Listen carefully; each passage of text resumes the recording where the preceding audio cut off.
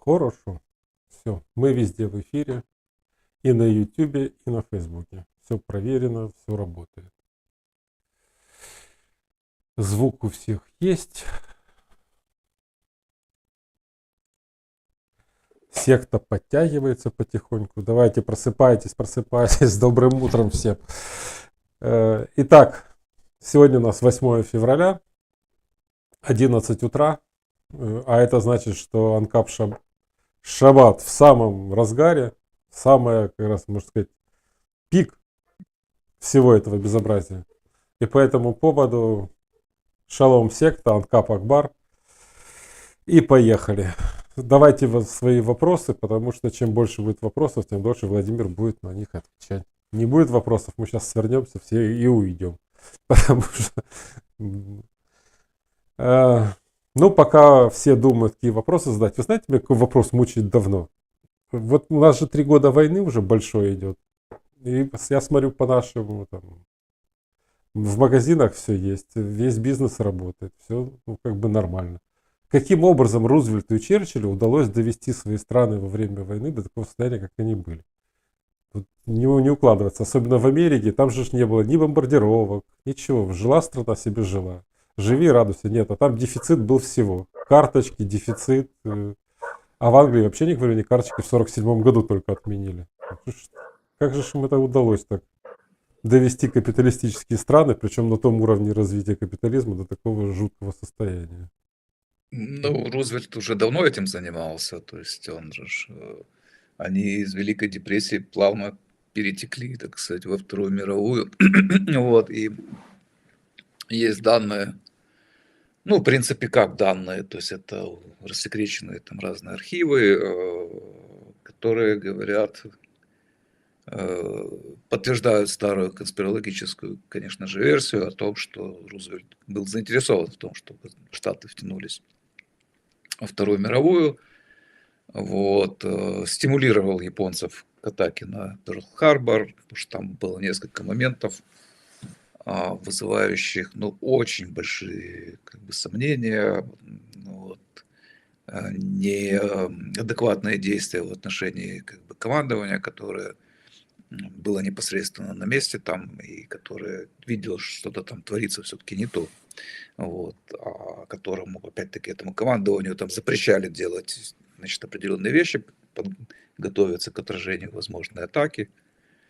Вот, потом атака таки состоялась, то есть, ну и США благополучно тем самым впрыгнули во Вторую мировую, получив хороший повод уже легальный как бы для продолжения закручивания гаек, да, потому что ж Великая депрессия на самом деле никто вам не скажет дату, когда она закончилась. Вот, когда началась, есть точная дата, там паника на бирже 29 года. Вот. А когда закончилась, мнения разные, расходятся. Почему? Потому что она не закончилась. Просто ее замазали, мягко говоря, да, то есть она вот такая вот стала уже привычная, да, то есть Рузвельт продолжал свои эксперименты, то есть вот он с 29 года до, когда он там откинул, значит, копыта уже, я не помню, в 44-м, что ли, году, когда...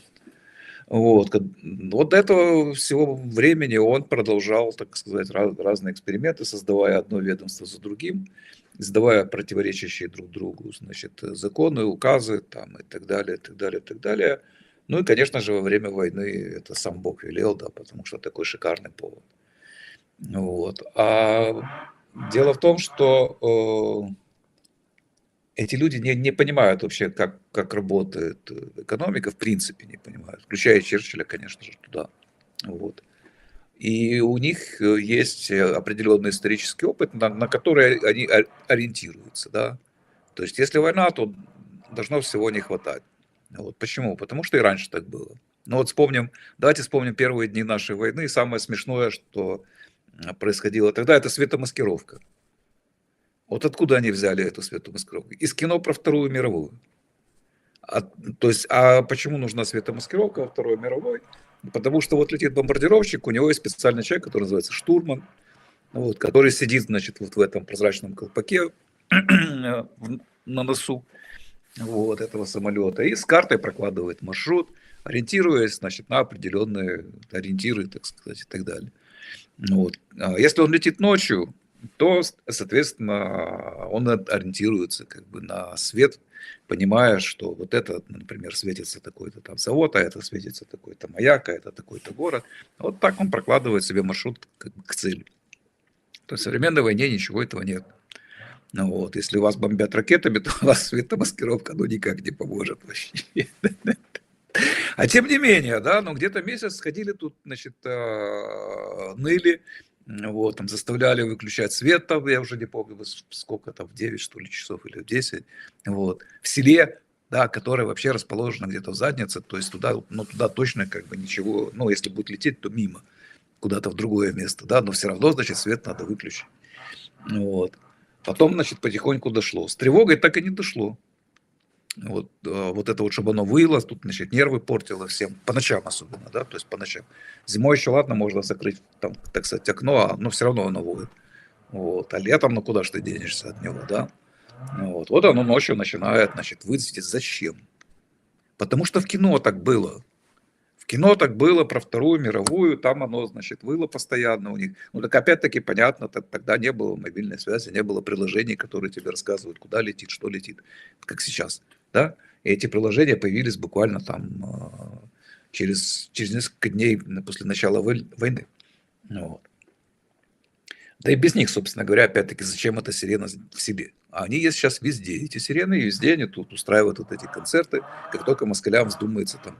Ладно бы, они бы там еще атаковали, да, но сирену включают, тревогу объявляют, когда там что-то взлетает, которое типа может, там, вот этот МиГ-31, который типа может что-то там сбросить, вот. И вот он там летает вдоль границы, а эти тут сирены включают. Вот они все заняты делом, все получают зарплату за это, значит, как бы, и вот так вот еще, то есть какие-то вот такие вот шаблоны, которые, ну, и тупо в голове забито, что во время войны, значит, должен быть как бы недостаток всего, вот это вот все и из средних веков, наверное, откуда-то там тянется, да, когда, значит, город осаждают, вот, а у города там ограниченные запасы, понятное дело, продовольствия, начинается распределение там и все такое прочее, потому что ближайшие деревни, значит, не могут ничего поставить, поскольку, значит, осада, они не могут через нее проехать, там, да их еще и разорили, к тому же, эти деревни, чтобы, значит, ну, чтобы неповадно было, чтобы, значит, город не мог кормиться. Вот оттуда, значит, вот вся эта логика и идет. Тем не менее, кстати говоря, вспомнил, что осады в то время продолжались иногда по несколько лет. Да, то есть люди знали, там были запасы у них и так далее. То есть и далеко не все они заканчивались успехом. Но только с появлением артиллерии, так сказать, серьезно, уже, значит, что-то в этом деле сдвинулось и стало все происходить быстрее. Вот. Но тогда и фортификация изменилась, там, значит, уже, значит, стены такие вертикальные не строили, как раньше, там, ну и так далее. Это для военных историков. Но тем не менее, тем не менее, вот есть представление, что война, значит, означает там какие-то, значит, бедствия для всего населения. Ну, вот. Но современный рынок, он настолько могуч, что на самом деле еще во Второй мировой войне этого ничего не было бы. Вот. И, кстати говоря, еще ж Первую мировую забыли, там тоже пытались, значит, чего-то, значит, тоже манипулировать, но опять-таки там, если у немцев это понятно, да, поскольку они были в блокаде, вот, английский флот там блокировал все, что мог, и у них действительно был там недостаток продуктов, потому что немцев много, а территорий для такого количества мало, то есть они себя как бы прокормить не могут, отсюда идея Гитлера как бы о жизненном пространстве, то есть это все из опыта Первой мировой, да, что приплели, значит, злые англичане, значит, потопили наш флот, ну вот, блин, и мы теперь сидим, значит, вот ждем непонятно что.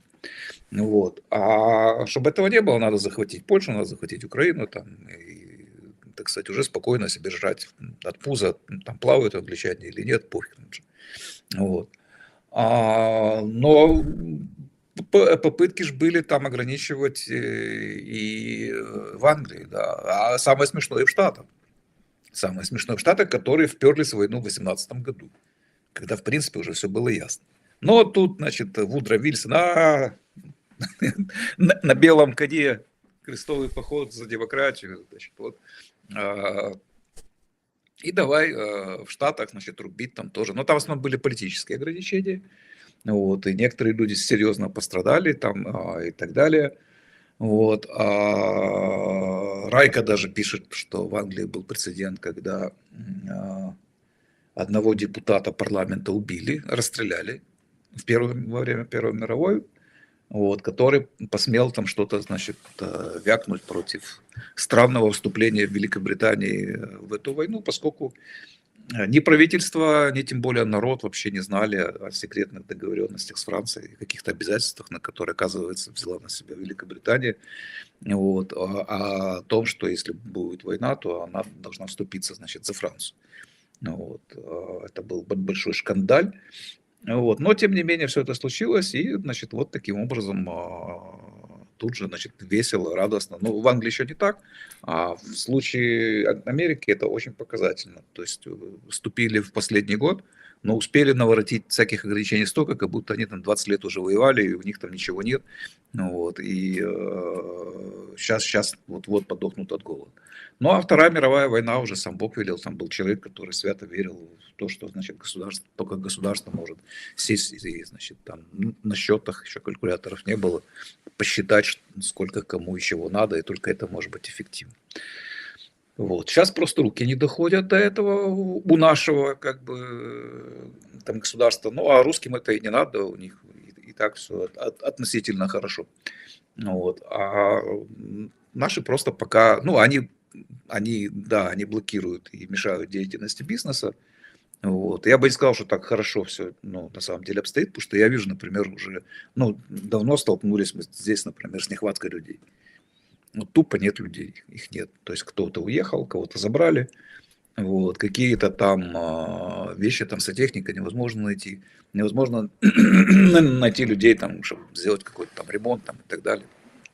Их нет. Вот. А те, что есть, они прячутся, да, то есть они как бы носа не высовывают, на звонки не отвечают, там, и прочее, прочее, прочее. То есть случаи, например, там на дороге тупо стоит, значит, эта сволота вся, вот эти все, значит, людоловы, и ловят, например, машину, которая везет хлеб. Водители тут же скручивают, значит, бусифицируют, вот. Ну, соответственно, хлеб никто не возит. Ну, вот, к примеру, да, но так этого не видно, потому что находятся другие, которые, значит, все-таки садятся и едут. И, ну, и можно посмотреть, сколько женщин сейчас за рулем, то есть значительно, то есть их сейчас больше, чем мужчин. Вот. То есть, если их раньше было, постепенно число увеличилось, но это нормальный процесс, я ничего против не имею. Вот. Я еще помню времена, когда это было, все там пальцами показывали, там, значит, дама за рулем, смотри. Вот. А теперь это нормально, но сейчас они составляют большинство. Большинство водителей это женщины. Ну, потому что мужчины не хотят ездить, потому что их скручивают. Значит, там, так, это не может не влиять на бизнес. Оно влияет, безусловно. Оно влияет, безусловно, какие-то вещи там. Ну, я не говорю о том, что цены выросли там несколько раз. Вот, ну, на разные, понятно, позиции по-разному. Вот, и это тоже результат как бы регулирования, и с одной стороны повышенного, а с другой стороны это результат, значит, нехватки рабочей силы. Вот, и, конечно же, квалифицированной рабочей силы, которая частично в первые дни войны, значит, массово ломанулась добровольцы, потому что это люди как бы осознанные, вот, люди, так сказать, с перспективой на будущее, да, то есть вот все они пошли, и всех их уже, наверное, уже убили. Вот. Потому что, как мы все знаем, ротаций никаких нет. Вот. Ловят кого попало, туда, значит, привозят кого попало. Вот. Людей, которые, ну, воевать точно не могут. Вот я уже не говорю о том, что не хотят. Понятное дело, что не хотят, а они и не могут. Даже если бы хотели, как правило. Ну, вот. Но зато ходят мордатые, значит, менты тут нормально, их тут куча, вот, как бы, которых все хорошо, они себе вполне призывного возраста, с оружием, значит, обращаться умеют.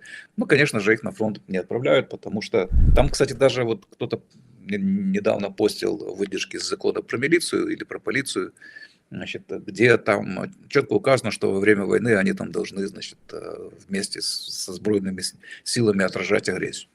Вот. Но, как видим, власть дороже, да, то есть правящей клаки, этой, значит, власть власть дороже, но, естественно, и надо держать огромную армию, самое большое количество ментов в Европе, вот, для того, чтобы, значит, пересечные не пикали, не протестовали, ну вот, и чтобы их, значит, быстренько можно было чуть что поставить на место, потому что другого назначения у полиции нет. Другого. То есть преступников она не ловит. Значит, ну, все, кто сталкивался с преступлениями, они знают об этом. Это добрая традиция еще с милиции советской. Я, например, сталкивался с преступлениями, с уголовными делами, там, кстати, открытыми, где я проходил как свидетель, которые были в итоге закрыты. Меня попросили, значит, знаешь, у нас тут прокуратура, проверка, вот нам вот эти нераскрытые не нужны, тут, понимаешь, ну, ты же понимаешь, что мы не раскроем, все равно там тыры-пыры. Вот. Ну, да, забираешь заявление в итоге, потому что, ну, какой смысл? Оно там тянется, значит, механизмов надавить на них нет, то есть, понятно, они никого не найдут, а если найдут, то это будет какой-то терпило, на которого просто повесят там какие-то дополнительные. То есть, они мне все рассказали. Они мне все рассказали, как это все работает там у них и так далее. Но это к делу не относится, а если мы просто возвращаемся к этому, к нашей теме, то экономика, конечно же, глобальная прежде всего.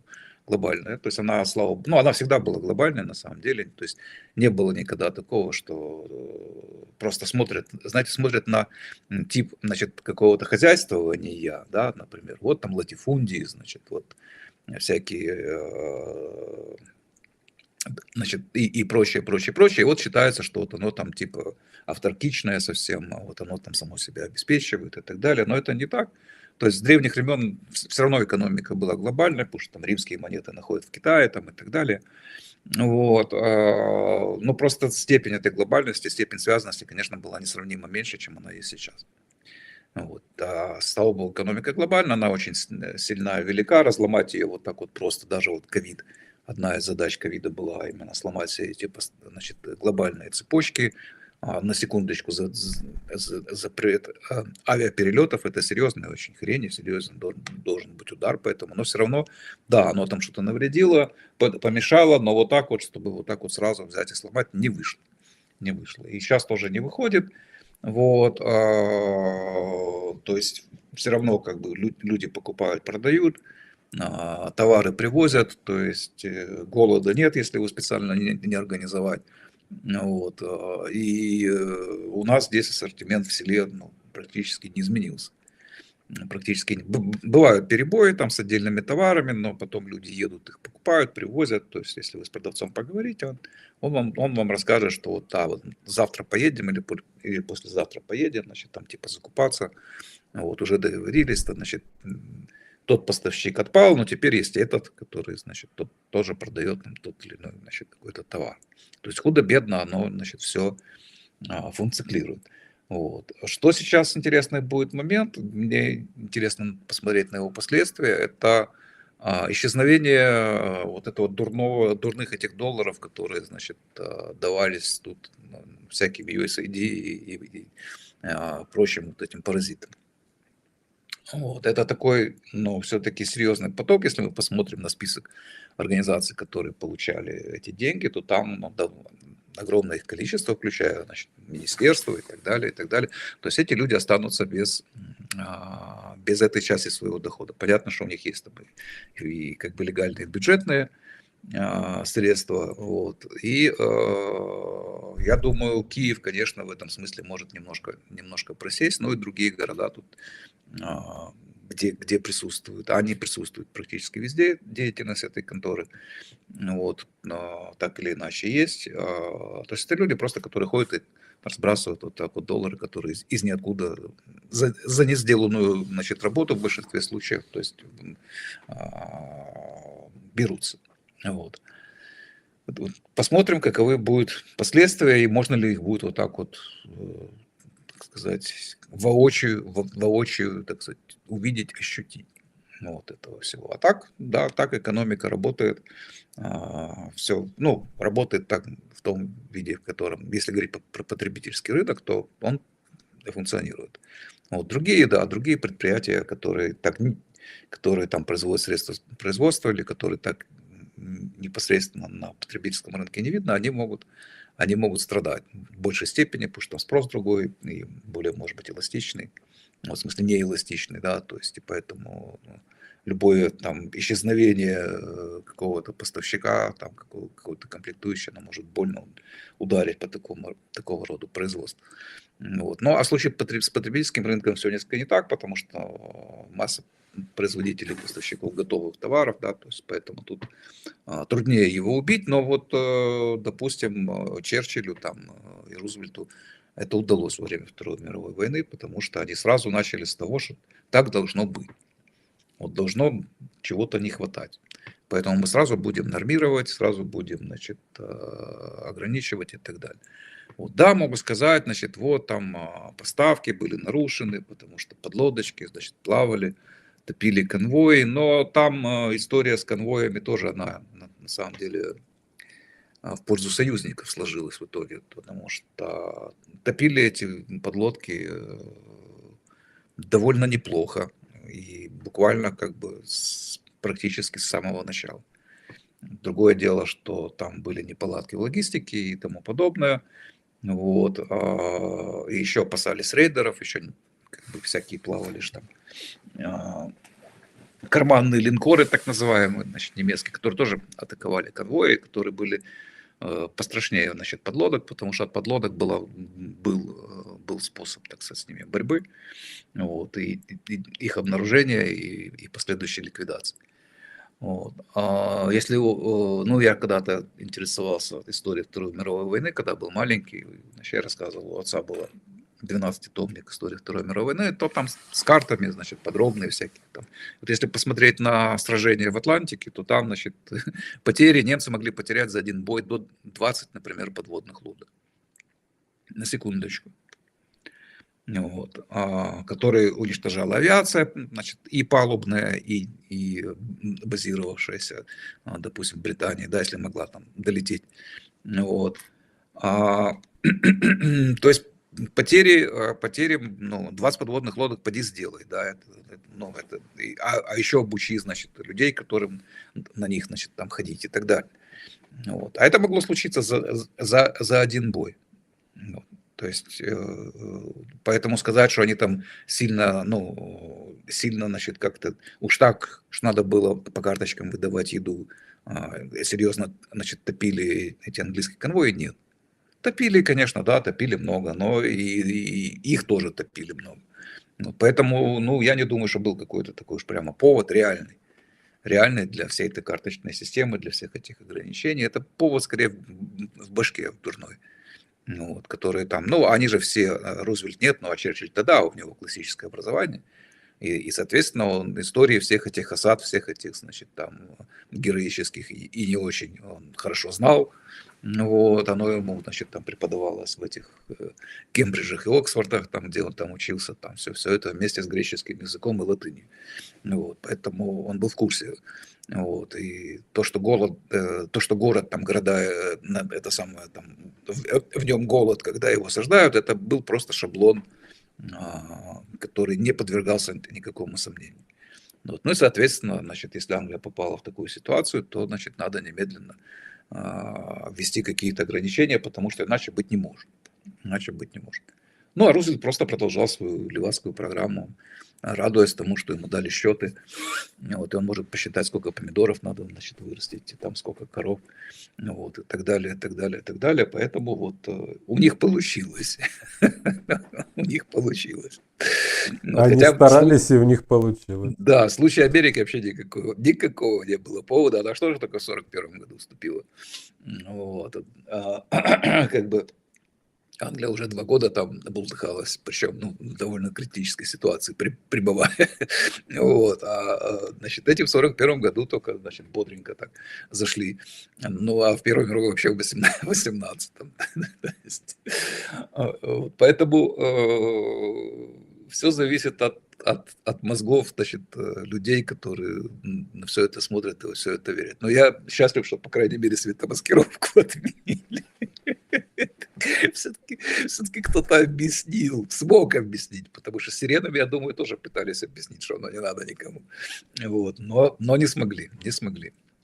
Сирены, я так понимаю, они после войны здесь будут включать там по любому поводу и без повода, И, лишь бы и остановка общественного транспорта в Киеве во да, время сирен. людишки должны страдать. А вот есть еще замечательная тема, значит, которую разгоняют тупые военные, которые совсем без мозгов, ну и соответствующие, значит, гражданские, которые, значит, там на деньги, значит, USAID, ну, вот, или Сороса тоже вот это все разгоняют, а именно о том, что, блин, зараза, рестораны работают, сволочи, да вот они тут, значит, сидят, морды у них довольные, вот это вот, а наши пацаны там гибнут на фронте, вот это вот. Если бы, ну вот у меня была война, да, я бы был, например, президентом, я бы наоборот этим гордился и всем рассказывал по телевизору каждый день в своих, так сказать, видеообращениях, что смотрите, и тут работает ресторан, и тут работает, потому что мы воюем за жизнь, а не за смерть. Вот это культ смерти у вас, вот это вот эти все долбоебы, извините, других слов у меня нет, потому что они очень-очень вредны, вот эти вот все месседжи на самом деле. Вот это все культ смерти, да, то есть кто-то там где-то воюет, а вы здесь должны, значит, убиваться тоже. Они воюют как раз за то, чтобы вы сидели в ресторане, блин. И если вы сидите в ресторане, значит, они хорошо воюют, они молодцы, блин. Если вам не надо бегать каждые 5 минут, значит, там прятаться от бомб там, и так далее, если ресторан работает, есть электричество, есть еда, и так далее, это прекрасно. Значит, армия это справляется со своей задачей. Все, это отлично. Вот. И так и должно быть, потому что они воюют именно за это, за жизнь они воюют, а не за страдания ваши дебильные, чтобы вы тут, значит, вот это вот. И спрашивается ради чего, то есть какой результат? Страдания ради страданий. Да? То есть вот этого быть просто не должно во время войны. Почему? Чтобы все страдали? Зачем? Ну, вот у любого страдания есть какой-то смысл, да, то есть вот я страдаю там ради того-то, того-то и того-то. Почему я страдаю? Потому что я хочу получить какой-то результат. А здесь какой результат? То есть это, ну, это полный бред, который меня лично, ну, очень сильно бесит, то есть потому что это ни в какие ворота. Но вот это вот те культурные стереотипы, которые надо ломать вообще об колено и которые тянут нас очень сильно всех назад. То есть это вот коллективистская хрень, вот, которая еще имеет другой еще имеет она другую сторону. Это вот как вот это как называется эффект краба. Ну, вот, когда, значит, краб вылазит, а его остальные тянут вниз.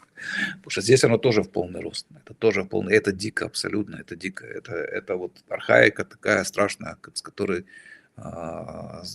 нужно каленым железом там выжигать. Вот. Если я предприниматель, но я, значит, против там, допустим, ФОПов. Почему? Потому что ФОПы, значит, меньше платят налогов. Вот, я хочу, чтобы все было справедливо, потому что я плачу много, вот, а значит, а ФОП, зараза, вот платит мало. Поэтому какая справедливость? Все должны страдать больше. Да? Не я должен быть такой, как ФОП, и страдать меньше. Вот. А он должен быть такой, как я, и страдать больше. Вот тогда будет справедливо. Вот тогда будет справедливо. А еще вот эти вот были истории в начале войны, когда вот в этом доме есть свет. Давайте мы его выключим. А почему, сволочи, у вас свет, когда у нас нету? Да и хрен его знает почему. На самом деле там эту проводку всю советскую, там поди разбери, там куда и что там, от какого-то там трансформатора. Вот тут, ну вот людям хорошо, у них есть свет, так радуйтесь за них, что у них есть свет. Пойдите к ним, там зарядите телефон, вот, или что вам там надо, да. Но решение всегда такое, пойти им вырубить, блин. Блин, я не знаю, я бы стрелял таких, ну, вот честно, потому что, ну, это не люди, это какие-то, блин, там рептилоиды засланные, вот, которые тут, значит, проповедуют культ смерти, блин. Да уж. Ну, вот эта вот человеческая справедливость, понимаемая по Совковому, она такая вот и есть. Не у меня должно быть хорошо, а у всех остальных плохо. Ну, что делать? 70 лет советской власти, они не проходят бесследно. Так что тут дедушка Прокруст, он любил всех выравнивать. Социальная справедливость. Так, Рузвельт, кстати, умер 12 апреля 1945 года. Это, ну, так, О, видите? Он не дожил. Ну, фактически война уже закончилась. Он сделал свое дело. Практически. Там осталось несколько месяцев. Вопрос. Кстати, если уже о войне говорили, у нас в чате есть вопрос. Владимир, рассмотрите, пожалуйста, план закрытия Министерства обороны. Допустим, у нас президент-либертарианец. Парламент выделил кошторис на оборону. Каким должны быть действия президента по ликвидации такого министерства? Понравилась Ну, ваша идея про то, что сокращение ничего не даст и просто надо перестать им платить. А как это можно сделать при перечисленных выше условиях? идея это просто лежит в основе с Министерством обороны, ну, в основе подхода, да. На самом деле, первое, что нужно ликвидировать, это не министерство, а парламент. Вот. Мало почему-то кто задумывается, значит, над этим, но это так. Вот, потому что это в данной ситуации это коррупционная, любой парламент сейчас, да, это парламент получателей налогов. Если мы возьмем исторические старые парламенты, а, даже если мы возьмем вот то, что там во Франции называлось там Генеральные Штаты и так далее, то есть они присутствовали во многих городах. Вот, это было что такое? Это был орган людей, основных налогоплательщиков. Основных налогоплательщиков. Для чего? Для того, чтобы каким-то образом пытаться ограничить своими действиями там, так называемую там, исполнительную власть, то есть либо какого-то там аристократа, герцога, да, там какого-нибудь, либо короля. Ну, вот, который, конечно же, хотел больше налогов всегда, но вот местные как бы люди через неповиновение, восстание, политику, интриги и так далее добились создания такого органа из лучших людей города, который, значит, задача которого основная сводилась к тому, чтобы не дать ему зараза слишком много у нас забрать. То есть, когда в парламенте в таком у вас сидят налогоплательщики, в принципе, это нормальный способ, значит, вот, ограничения вот этой вот власти этих паразитов. Вот. Но со временем все стало наоборот, да, а именно тогда, когда демократия, так называемая, стала массовой, когда убрали все цензы, вот, и голосовать стал кто попало. То есть как раньше было, ну, допустим, если брать, допустим, Британию там в начале 19 века, когда не было массовой демократии, то практически кандидат в депутаты знал всех своих избирателей в лицо, потому что их было немного. И это то есть в такой ситуации демократия, ну вот она вот та самая демократия греческого типа, да, потому что вот ту массовую демократию, которая есть у нас, ни один классик как бы политологии, скажем так, политической науки не одобрял никогда, включая Руссо, который всячески эту демократию пропихивал, да, как идею там и так далее, то есть на него в основном ссылаются. Я про американцев и про англичан уже не говорю, потому что они всегда презрительно относились к этому делу, но даже вот такие вот активисты, как Руссо, они как бы демократию вот такого вот рода, который есть у нас, когда значит, одного представителя избирают несколько сотен тысяч человек, да, это нонсенс, это бред. Вот. В старой доброй Англии вы в своем округе, баллотируясь, знали всех избирателей в лицо, потому что их было немного, потому что цензы как бы всех остальных отрезали. То есть это были люди, у которых была собственность, и это логично. Нет налогообложения без представительства, это вот оно что, да, это вот оно что. Потому что вот они представители, вот мы их знаем, да, лично знакомы со всеми. Вот он пошел в парламент, и он четко понимает, чьи интересы он представляет и защищает. Вот. С расширением, значит, вот этого всего избирательного права и так далее, произошла вот та фигня, которая есть у нас сегодня. То есть в итоге в парламенте оказалась куча народу, который не представляет никого. А поскольку поскольку там слишком много людей за них голосуют, да, поскольку парламент принимает законы, и главное, что он рулит налогами, вот, то, следовательно, есть большой стимул в этом деле поучаствовать. В результате парламент превратился в людей, которые получают налоги, то есть они распределяют налоговые потоки, создают себе льготы и так далее, и так далее, и так далее. Вот.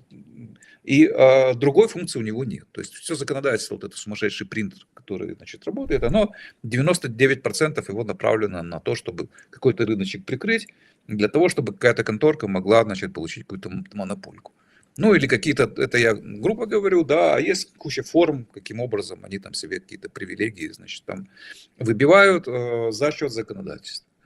Вот, собственно говоря, чем они и заняты. Да, поэтому либертарианский президент первым делом распускает эту шарашку, вот, поскольку она не нужна. Вот, ну, распускать там можно под разными, так сказать, предлогами. Вот, это уже там не имеет значения, либо тормозит ее деятельность, либо тупо сидит и накладывает вето на любой закон, который они примут. Да, если у него нет, допустим, влияния, большинства и так далее. Вот. Потому что эта деятельность, она остановить ее изнутри очень трудно, да, вам нужно получить большинство, но это большинство вам нужно, то есть всю свою деятельность должны провести очень быстро, пока это большинство не выродилось, пока их там не подкупили, пока им не подсунули, значит, какие-то другие схемы, интересы, потоки, на которые они сядут, а люди очень, ну, рано или поздно самые идейные тоже на это дело ведутся, то есть чем медленнее вы проводите реформы, тем хуже возможности проведения этих реформ, потому что, как я уже много раз говорил, главной проблемой реформатора являются реформаторы. То есть те люди, с которыми вы придете делать эти гипотетические реформы. Так вот, после этого вы начинаете резать косты, значит, всем этим министерствам. Вот. И Министерство обороны в этом смысле оно будет последним, конечно же, потому что вам общественное мнение тупо это сделать не даст. Ну, может быть ситуация какая-то там, да, я допускаю. Но, как правило, значит, очень трудно, значит, убедить избирателя. Его можно убедить, по моему опыту, сейчас, ну, уже во многом он уже согласен, что и Министерство здравоохранения, например, не нужно, и Министерство образования не нужно, и что с пенсиями надо что-то делать, потому что, ну, так нельзя дальше, ну, вот, тянуть. То есть он уже как бы готов к тому, что это будет отрезано и как бы пущено на рынок. Вот. А с Министерством обороны и с оборонными расходами в целом, конечно же, будет трудно. Я думаю просто, что с Министерством обороны нужно поступить не так. Его нужно первое время формально сохранить, возможно. Вот. Но просто изменить его полномочия. То есть оно, ну, во-первых, там это все должно быть связано в одном пакете со всей реформой армии. Да? То есть, как мы говорили, нам не нужен больше генштаб. Ну, вот, нам не нужен генштаб. То есть, что такое генштаб? Это совместно с Министерством обороны, это все вместе составляет госплан. То есть госплан, который там, вот они там, ну, а почему мы все знаем, что госплан, конечно же, неэффективен. Вот, и централизованное планирование, особенно для такой вещи, как война, оно крайне вредно, потому что оно очень как бы уязвимо. Вот. Децентрализация, и особенно, опять-таки, в таких вещах, как война, то есть когда против вас непосредственно действуют, она крайне эффективна именно потому, что противнику нужно уничтожить очень много всего для того, чтобы это все перестало работать. Вот. Когда у вас централизованное командование, вы можете внедрить шпионов, там, ну, например, там, глава генштаба шпион, и все. И все посыпалось, значит, все полетело, значит, вот в итоге, да. Вот.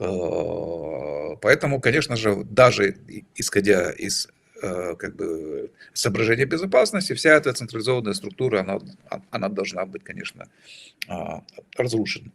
Вот. Ну, а если реформа армии предполагает перенос центра тяжести непосредственно на подразделение, и перенос центра тяжести непосредственно на подразделение, так сказать, на поле боя, да, то есть это, как правило, условно говоря, на уровне роты, рота, взвод, да, вот там они меняют постоянно, я просто в старой терминологии говорю, ну вот рота, взвод, но может быть там, условно говоря, в старом, опять-таки, понимании батальон, ну вот, но уже не полк и не дивизия, конечно, потому что как бы уже командование этих как бы структур, оно, конечно, сидит в тылу, вот, потому что это довольно уже большое подразделение, а вот эти вот мелкие юниты военные, они должны быть центром, собственно говоря, куда приходит финансирование.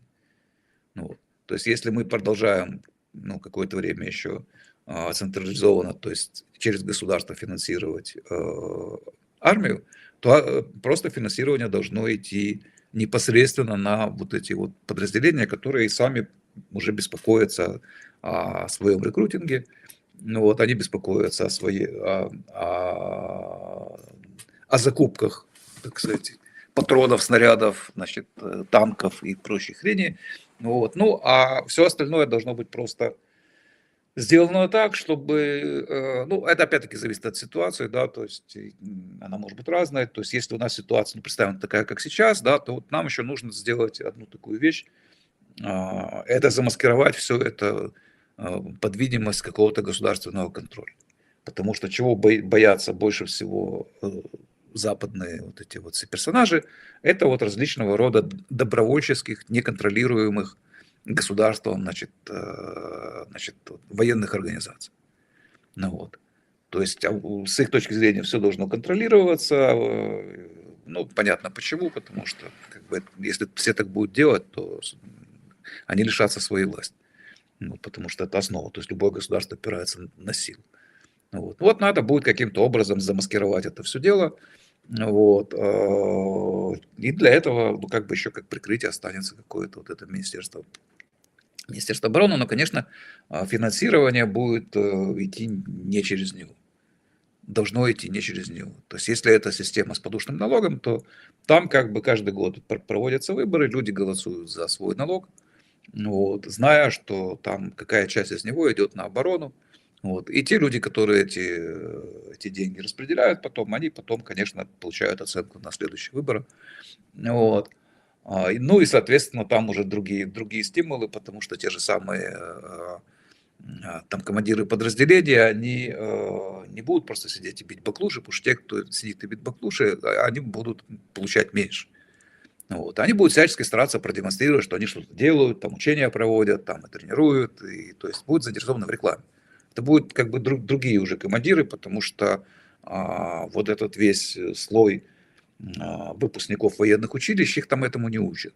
Поэтому от них, их надо всех уволить, они, ну, понятно, что их надо проверить, может, кто-то там из них на что-то годится, но они, в принципе, для такой структуры не годятся, вот, там нужны именно люди-менеджеры. Ну, командир он и так менеджер, понятное дело, это его главный навык на самом деле, но их там этому не учат, их там учат всякой фигне.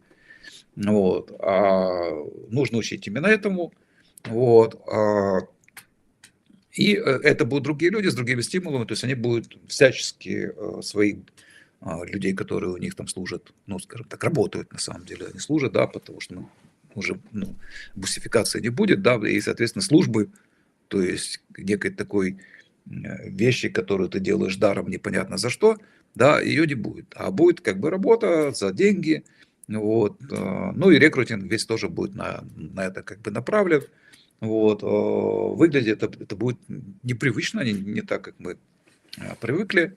Вот. Но это будет примерно вот так. То есть я думаю, что единственный способ, ну, как бы, как это сделать, да, то есть я другого способа, как через, условно говоря, через силу, вот так, как делает сейчас Трамп, да, я не вижу. Вот. То есть пришли люди, захватили офис, выгнали всех нахрен, значит, там опечатали, взломали компьютеры и смотрят, сколько там денег украли за это время. Вот, и куда они пошли. Вот так должно быть, потому что это либертарианский президент находится в состоянии войны со своим собственным госаппаратом, которым он как будто руководит. Да? Вот. То есть это надо сразу понимать. Это надо сразу понимать, поэтому вот упор как бы на силу, он вполне в такой ситуации логичен и приемлем. Вот действовать надо быстро, пока не опомнились, то есть все это как бы для этого, как я уже говорил, должен быть заранее готово как бы все, да, для того, чтобы вот вы только пришли и сразу, ну, и сразу понеслась. Ну и тут сразу технический вопрос. А кто определит свойства и количество частей в таком случае, если не генеральный штаб? То есть механизм спроса на какие-то части должен же быть какой-то. Но почему это может быть только генеральный штаб? Например, ну вот представьте, у вас, значит, там, опять-таки, я боюсь сейчас соврать, потому что я не знаю, как это дело сейчас обстоит в украинской армии. Ну вот, но, допустим, постоянно шла возня со Второй, даже, наверное, с Первой мировой по организации подразделений. Я сейчас попробую объяснить. Значит, либо два пути. Либо это подразделение специализированное, то есть пехота и пехота. Танки, значит, танки. Да, ну, понятно, там какая-то приданные, там какие-то к ним, значит, вот, понятно, у пехоты могут быть там легкая артиллерия, там минометы, какие-нибудь, там еще что-нибудь, которые нас с собой таскают. Вот. Значит, авиация – это авиация. Потом во Второй мировой пошла тема, когда начали присобачивать, создавать такие комбинированные подразделения. Вот, где есть и пехота, где есть и к ним присобачены какие-то танки. Особенно если это мы берем на большой картине, да, вот, то там, значит, может быть, допустим, у вас какое-то большое пехотное подразделение, к ней там, допустим, танковая бригада присобачена. Вот, и артиллерийская бригада, или там противотанковая бригада. И, значит, в зависимости от этого они там тут как кубики вот это вот все переставляют. Так вот, если в такой ситуации, да, вот вы, например, командир пехотного, значит, какого-то подразделения, и вы примерно, ну, вы же где-то же базируетесь, да, вы базируетесь где-то, знаете, значит, какой у вас там план развертывания там в случае, значит, тех или иных событий, вот. Ну, иначе говоря, то есть вы видите, к примеру, что вам не хватает здесь, ну, явно артиллерийской поддержки на случай такой-то. На случай такой-то у вас все нормально, а вот на случай такой-то у вас тупо нет артиллерии. То есть вы уже заинтересованы в том, чтобы такой юнит у вас был. Вот. И, соответственно, там звоните там какому-то человеку, который там где-то когда-то что-то служил, где-то что-то знает, например, что, а не хочешь ли ты вот взять, допустим, давайте представим, что это франшиза. Да, взять, там, купить эту какую-то франшизу, значит, вот по созданию, то есть тебе надо, понятно, что такое франшиза, это в данном случае это требования определенные там, значит, к содержанию, там, к финансированию и так далее, вот этого будущего юнита, пока еще которого нет. Вот, к примеру, этот человек берет, покупает и становится там командиром и начинает формирование такого подразделения. То есть количество и состав и состав подразделений, он будет не сверху генштабом каким-то, опять-таки, с головы абсолютно выдуманным, да, а он будет формироваться людьми, которые непосредственно находятся на будущем поле боя. Вот. Исходя из местных условий, там, исходя из, допустим, рельефа местности, того же тупого, который вообще в генштабе никто не знает и знать не хочет. Вот. Его не знают даже на уровне, там, как это вот сейчас вот куча случаев, к примеру, когда там людей посылают на непонятные штурмы, вместо того, чтобы тупо сидеть в обороне и там и калашматить этих самых москалей. Почему? Потому что в Генштабе кому-то пришла в голову светлая мысль, а если мы вот здесь вот немножко подвинем, вот, то нам будет лучше. Почему они так думают? А может быть не будет лучше. Да? То есть людям на месте всегда видней. Вот из чего надо исходить. Вот из чего надо исходить. Генштабство, центральное планирование в этом смысле никакого преимущества не дает. Вот. Это товарищ Хаек в этом смысле показал, развивая идею Мизеса, вот, о невозможности расчета при социализме денежного. Хаек немного в другую сторону пошел, вот, и другую тему немножко поднял, но связанную с ней, а именно о том, как формируется знание. Как формируются знания в обществе и на рынке в частности, да, и что никакой центральный орган не может обладать этим знанием в итоге, которое есть у людей, которые непосредственно заняты делом на месте. Вот. Потому что это знание всегда формируется, да, то есть ему надо, ну, грубо говоря, приехать туда на место, вот, и там некоторое время побыть вот этому самому там генералу из Генштаба, вот, вникнуть в проблему, тогда, может быть, он что-то по делу может сказать. А вот так вот, глядя на карту, значит, даже где там, допустим, высоты какие-то обозначены, где-то какой-то рельеф, вот, он все равно не знает всех особенностей, там, допустим, элементарной местности. Вот. А какой там рельеф, а проедет ли там танк, а какая-то гора песочная, например, или глиняная, это имеет значение. Вот. Ну и так далее, и так далее, и так далее, и так далее.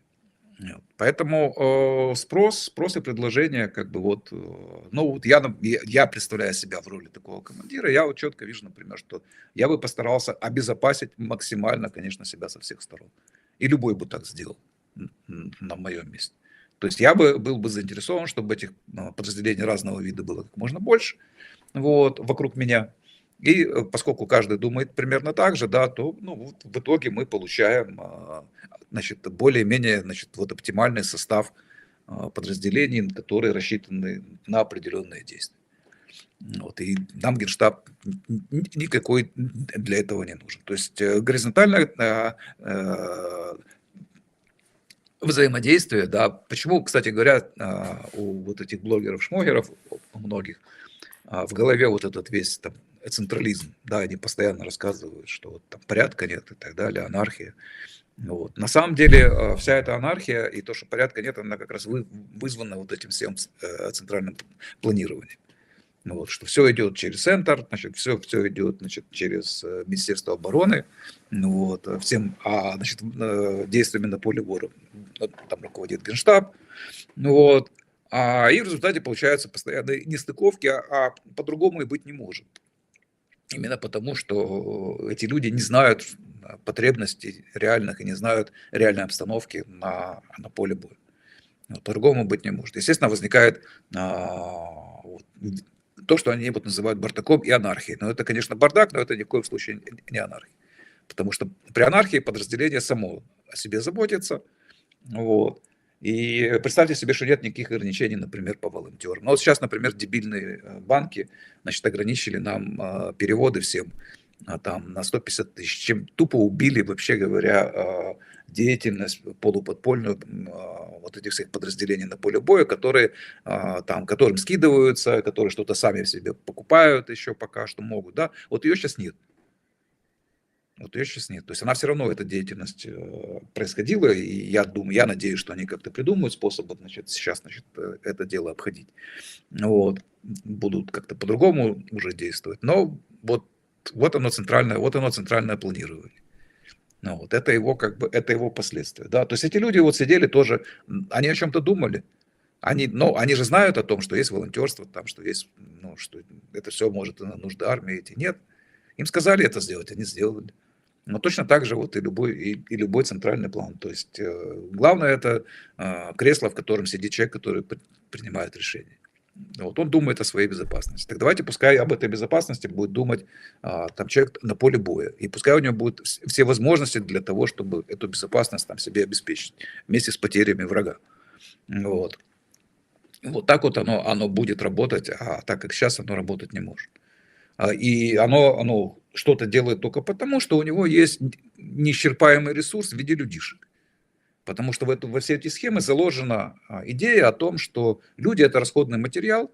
Вот, это поэтому и у нас, значит, призывная армия, значит, мобилизация. То есть мы лопатой, значит, накидываем туда вот этот вот ресурс, который нам ничего не стоит.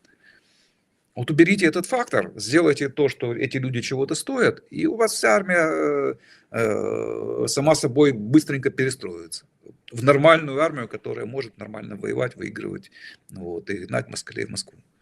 Вот. А пока это будет так, а при том, что ресурс-то на самом деле, как выяснилось, там, исчерпаемый, но заметим, что они делают.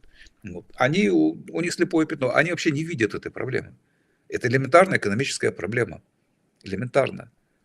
То есть это учат вот в начале как бы изучения экономики, нормального курса, о том, что вся экономика на самом деле это про редкие ресурсы. Вот. О том, как нам, значит, как общество распределяет редкие ресурсы. Allocation это называется, да? Вот как оно, значит, где эти ресурсы должны оказаться, потому что их мало. Потому что, значит, на них возникает там спрос и предложение, конкуренция и все остальное. Для этого у нас деньги существуют и прочее, прочее, прочее, прочее. Все отсюда растет. Если бы мы жили, так сказать, в райском саду, и у нас все было бы в избытке, вот, то не было бы экономики, не было бы денег, не было бы ничего вот этого, вот, с чем мы имеем дело. Вот, то есть все это идет от редкости, да. Но в случае людей почему-то вот в этой системе заложено так, что люди это бесконечное, какое-то дармовое, как воздух, вот, которым мы дышим. Да, это ценный ресурс, безусловно, ценный, да, но мы за него платим? Нет, потому что его много. Так вот у них та же самая идея, что людишек много. Что людишек много. Вот, поэтому я не вижу проблемы вообще в существовании Госплана в любом его виде. Вернее, в том, что он должен быть. что есть какие-то области, отдельно стоящие от всей остальной там, социальной жизни, где госплан полезен. Вот. Госплан не полезен нигде, поэтому его надо, значит, от него надо избавляться. Другое дело, что да, это непросто, потому что много, там в случае армии особенно много чего надо сделать еще, вот, для того, чтобы оно работало. Для того, чтобы оно работало так, как оно должно работать. Вот. Но это вполне реально.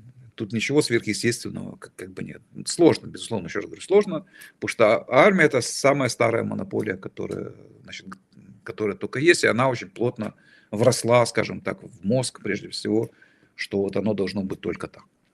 Ну, так по-другому никак. Да, ну, мы с Дмитром Внапом разговаривали как раз в среду, и он сказал, что сейчас из-за того, что закрыта возможность переводов на карточки, логистика вот это вот вся стала практически в армии. Потому что подразделения сбрасывались, ну, все подразделение на одну карточку сбрасывалось, и человек ехал, закупал то, что им надо. Теперь они этого делать не могут. Так что тут есть такая проблема, которая подрывает обороноспособность гораздо круче, чем шпион. Ну, гетманцев известны у нас. Что не добьют ракеты, добьет гетманцев. Это же понятно. Вопрос. Тут, я так понимаю, появился у людей оптимизм после того, как Трамп запретил трансгендеров в женском спорте и вернул пластиковые трубочки. Возник вопрос. Вернут ли привязку доллара к золоту? Тяжело же соскочить с бесплатных денег. Шоу так никогда и не закончится. Ну, у Трампа этого понимания нет. Давайте, значит, так. У Маска тоже. Так что я не знаю, кто там. Там должен быть какой-то сильный лоббист, который бы объяснил этим людям наконец-то, как работают деньги. Потому что ни один, ни другой этого не понимают. Трамп, значит, постоянно наезжает на ФРС, чтобы оно там ставку снизило. Ну, ФРС к его чести отбивается. Вот, но, возможно, это будет недолго. Вот, возможно, это будет недолго. Потому что снижение ставки, как мы знаем, вот такое искусственное. А мы говорим о том, что ФРС у него это тоже госплан денежный. Вот, оно приводит к инфляции автоматом. То есть в случае США это последнее, что нужно делать. Вот. Ну, а Трамп смотрит на это дело как бизнесмен, он просто знает из опыта, что низкая ставка означает, значит, то, что вот там дешевые кредиты и все, значит, экономика типа процветает. Нет. Ну, оно-то означает, но это не значит, что все будет хорошо, и что все как бы без последствий пройдет. Обычно все потом плохо заканчивается. Вот. У Маска тоже странное представление о деньгах, поэтому я на этот счет там. Но при этом, даже не понимая как бы экономической сути, Маск все равно остается как бы сторонником криптовалют. Вот, и именно он является, как бы там, я так понимаю, и вот эти все пацаны, которые теперь подсоединились, переметнувшись, скажем так, на нашу сторону, вот, там лоббистами разных там идей, которые высказывает периодически Трамп по поводу там какого-то резервного фонда, еще там какой-то хрени там с этими. Вот. Ну, я думаю, что если какой-то возврат к твердым деньгам будет, он будет уже не в виде золота, а скорее всего в виде биткоина.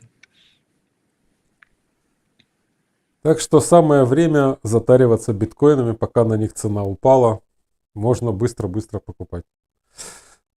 Пока неделю держится цена там, на уровне 94-97 тысяч долларов за биткоин, нужно затариваться. Все побежали затариваться и поднимать цену на биткоин. Ладно. Но пока, видите, не бегут. И это, наверное, хорошо для тех, кто есть время затариться. У кого есть на что. Вопрос еще исторический. Я понимаю, почему промышленная революция произошла в Великобритании, но почему она распространилась по всему миру? Что в тот момент было с французами, немцами, корейцами, бразильцами, китайцами и так далее? В чем неизбежность промышленной революции? Почему она не началась и не остановилась в одной стране? Ну, не знаю, это слишком большой вопрос, чтобы вот так вот. Там Макловский написал 3 толстые книги, везде ошиблась. Вот. Но читать их интересно, потому что много всяких там интересных фактов. Кто любит такого рода чтиво, то милости прошу. Но Как бы, но и многие другие. Это же главный вопрос, который их мучает. Вот, экономических историков. Вот, и многие другие. Но потому что если вы понимаете, почему в Великобритании, значит, вы понимаете, почему и везде. Вот, потому что они не понимают, почему в Великобритании. Они не понимают и вообще не понимают, как бы, почему промышленная революция, да, почему так, почему это. Вот, а распространилось, я думаю, потому что, что касается Франции, то там была, ну, давняя конкуренция с Англией. Вот. Ну и мало того, промышленная революция сопровождалась очень большим ростом населения. Вот. И это же тоже было как бы поводом для беспокойства, является поводом для беспокойства до сих пор товарища Мальтуса и всех его последователей, которые сейчас сидят во Всемирном экономическом форуме там, и в прочих таких конторах. Вот, о том, что людишек слишком много, жрут они слишком много, вот, и что надо их, значит, немножечко сокращать, потому что, ну, иначе мы все умрем. Вот. Но сокращать оказалось их не надо, они каким-то волшебным, непонятным для них образом, значит, все равно себя могли прокормить, и даже более того, прокормить лучше, чем это удавалось в предыдущие времена. Поэтому рост населения Великобритании воспринимался французами как угроза, потому что исторически всегда французов было больше. Поэтому они, хотя и соперничали с Англией, но последний раз, когда англичане воевали, значит, во Франции, это была Столетняя война. То есть с тех пор как бы они не думали, что возможна война со стороны Англии, значит, на территории Франции. Когда рост населения стал очевиден, и он имел взрывной характер, тогда они начали беспокоиться. Ну, вот всем известно, например, там разные там истории про людей, которые специально, значит, ездили в Англию, смотрели на эту промышленную революцию, там учились, и потом ехали, и это все, значит, внедряли у себя. То есть вот такой как бы сугубо меркантилистский подход, то есть перенять не причины, а перенять, ну, как бы результат. Вот. Да, и поэтому вот так вот постепенно уже в виде конкретных проектов, каких-то конкретных решений, а не в виде, допустим, той относительной по сравнению с остальной Европой свободы, которая отличалась в Великобритании от других стран, и расползлась, значит, промышленная революция, ну, сначала по Европе, а уже, ну, в мире-то она уже довольно поздно, на самом деле, там, во всем остальном. То есть, понятно, под Европой мы имеем в виду не только Европу, но и как бы ее протеже там, в виде там, Соединенных Штатов, там, Канады, Австралии, Новой Зеландии и так далее. Вот. А дальше уже, ну, в Китае там довольно поздно все это случилось, да, то есть в России тоже, значит, довольно поздно. Вот. Так что я бы не сказал, что она вот так вот быстро. В Европе она довольно быстрая, но и то не везде, и то не везде. То есть всегда эти ограничения были, и всегда были с ними проблемы. Вот. Но просто успех и Британии был настолько очевиден, вот, и он был очевиден прежде всего в том, что он был, ну, как бы его можно было пощупать в виде этих там хлопковых рубашек и так далее, которые стоили копейки, которых было много. Вот, и прочих товаров, там, вспомню же, Англия, мастерская мира, да. Вот это же оттуда идет. То есть куча разных товаров, которые стоят дешево, которые хорошего качества, тем не менее, и так далее. То есть это вызывало удивление, вот, вопросы, а почему бы нам так не сделать тоже. Вот, и, естественно, они пытались это все дело перенять. Вот, и так или иначе, как бы это дело вот расползалось. Так, вопрос із другої опери. Володимире, Зеленський вдруг став миротворцем та кричить щодня, що треба заключити мир з Путіним, але мир в умовах, коли ми програємо, це або розрахунок, що Путін не піде на договорняк і просто лапша на вуха Трампа. Або ж влада Зеленського – це камікадзе. Бо у Трампа вже сказали, що мають бути вибори після війни, а населення вже терпіти не буде зачинені кордони, військовий стан, ТЦК і тощо. Всі звалять звідси. Чому Зеленський вдруг такий миролюбивий став та хоче капітулювати ще й офіційно? Ну, потому что денег не дают. Ну, посмотрите ж на список этих получателей грантов USAID, там половина наших министерств. К примеру, вот, помимо там, ну, чисто грантоедских организаций, то есть уряд финансировался в том числе и через USAID, ну и через другие программы, то есть это же не единственная как бы, программа, она просто самая большая, самая известная.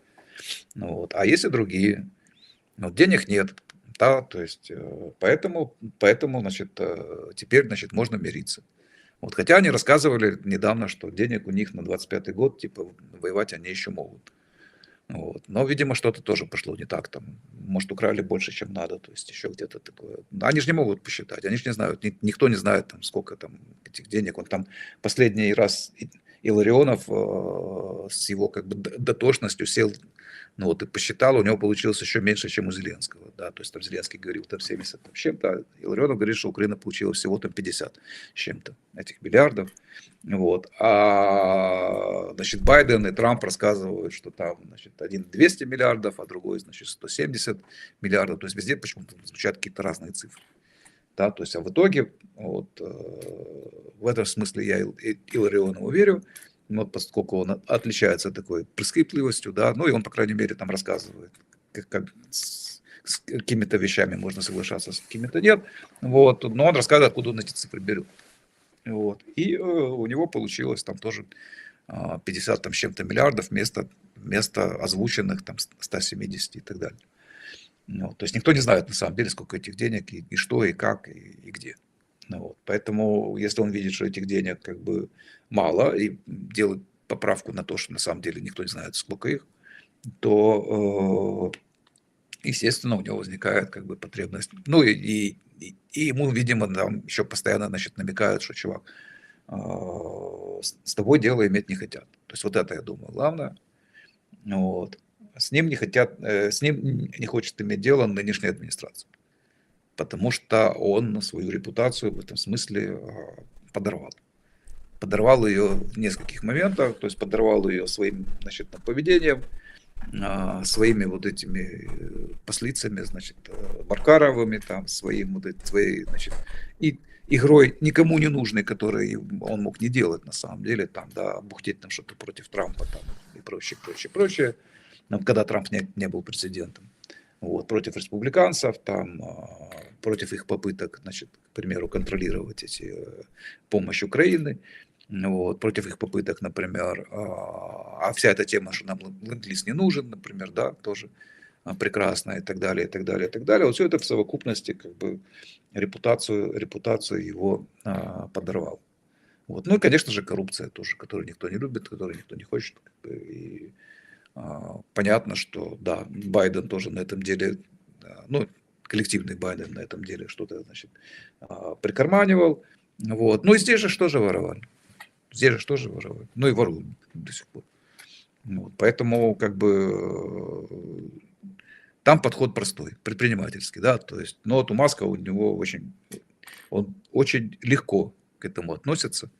Вот. То есть, если что-то не работает, он людей увольняет, нанимает новых, там, меняет задачи, либо не меняет, если они правильно, и так далее. То есть, чисто бизнес-подход. Парень с делом не справляется. Все. Значит, давайте какого-то другого. Ну, Трамп вчера сказал, что 300 миллиардов. У него что-то любимая цифра 300 миллиардов, что Украине помогли на 300 миллиардов. Ну, а у Ларионова я видел цифру 28, не 50, 28. Там же просто еще есть суммы, которые до 31 года будут тратиться. Ну, я просто на 50 там остановился.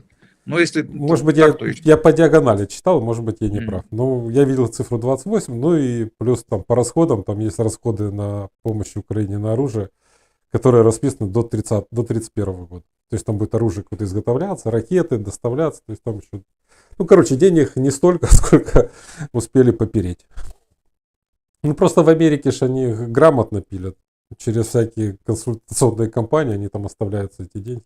Так как и USAID. Больше половины денег же остается в Америке, который идет на помощь. А еще половина из той половины деребанится на высшем уровне, а уже на помощь остаются там копейки, как обычно. Поэтому чем дальше от денег, тем меньше тебе достанется. Ну, как всегда. Чем ближе к печатному станку, тем больше. Нормально. Так, просят прокомментировать. Голосюк, есть такой у нас экономист, да? Даже депутат он был, выпустил ролик «Гениальное изобретение пошлины». В нем он привел два примера своей удачной законотворческой деятельности. Пошлина на семена подсолнечника вызвала рост экспорта растительного масла и инвестиций Кернел, а второй пример — металлолом. Повышение пошлины закрыло экспорт в Турцию и сохранило рабочие места в Украине. Вот просят это прокомментировать. Надо всю картинку смотреть. То есть, ну, что-то где-то закрыло, что-то где-то там. Но это ж не, это глобальные выводы на основе, значит, малого количества фактов. Вот то, что Мизес называл историей, да, историей. То есть это чисто исторические факты, которые сами по себе не являются аргументами в пользу или против пошлин. Вот, потому что нет всей картины. Вот. Я просто, это надо сесть и там копаться в этом, ну, как бы конкретно во всех этих отраслях, в их специфике, вот, что там, куда, где, как воздействует эта пошлина, какой на вид имеет, опять-таки. Вот, потому что они могут быть, ну, по-разному, да, быть сделаны, да, разное влияние оказывают, и тогда можно сказать, где он ошибается. Потому что то, что он ошибся, это точно. Но мы можем этого и не делать, а просто взять, значит, экономическую теорию, которая говорит, что пошлина — это плохо, и объясняет почему, не вдаваясь в специфику конкретных рынков.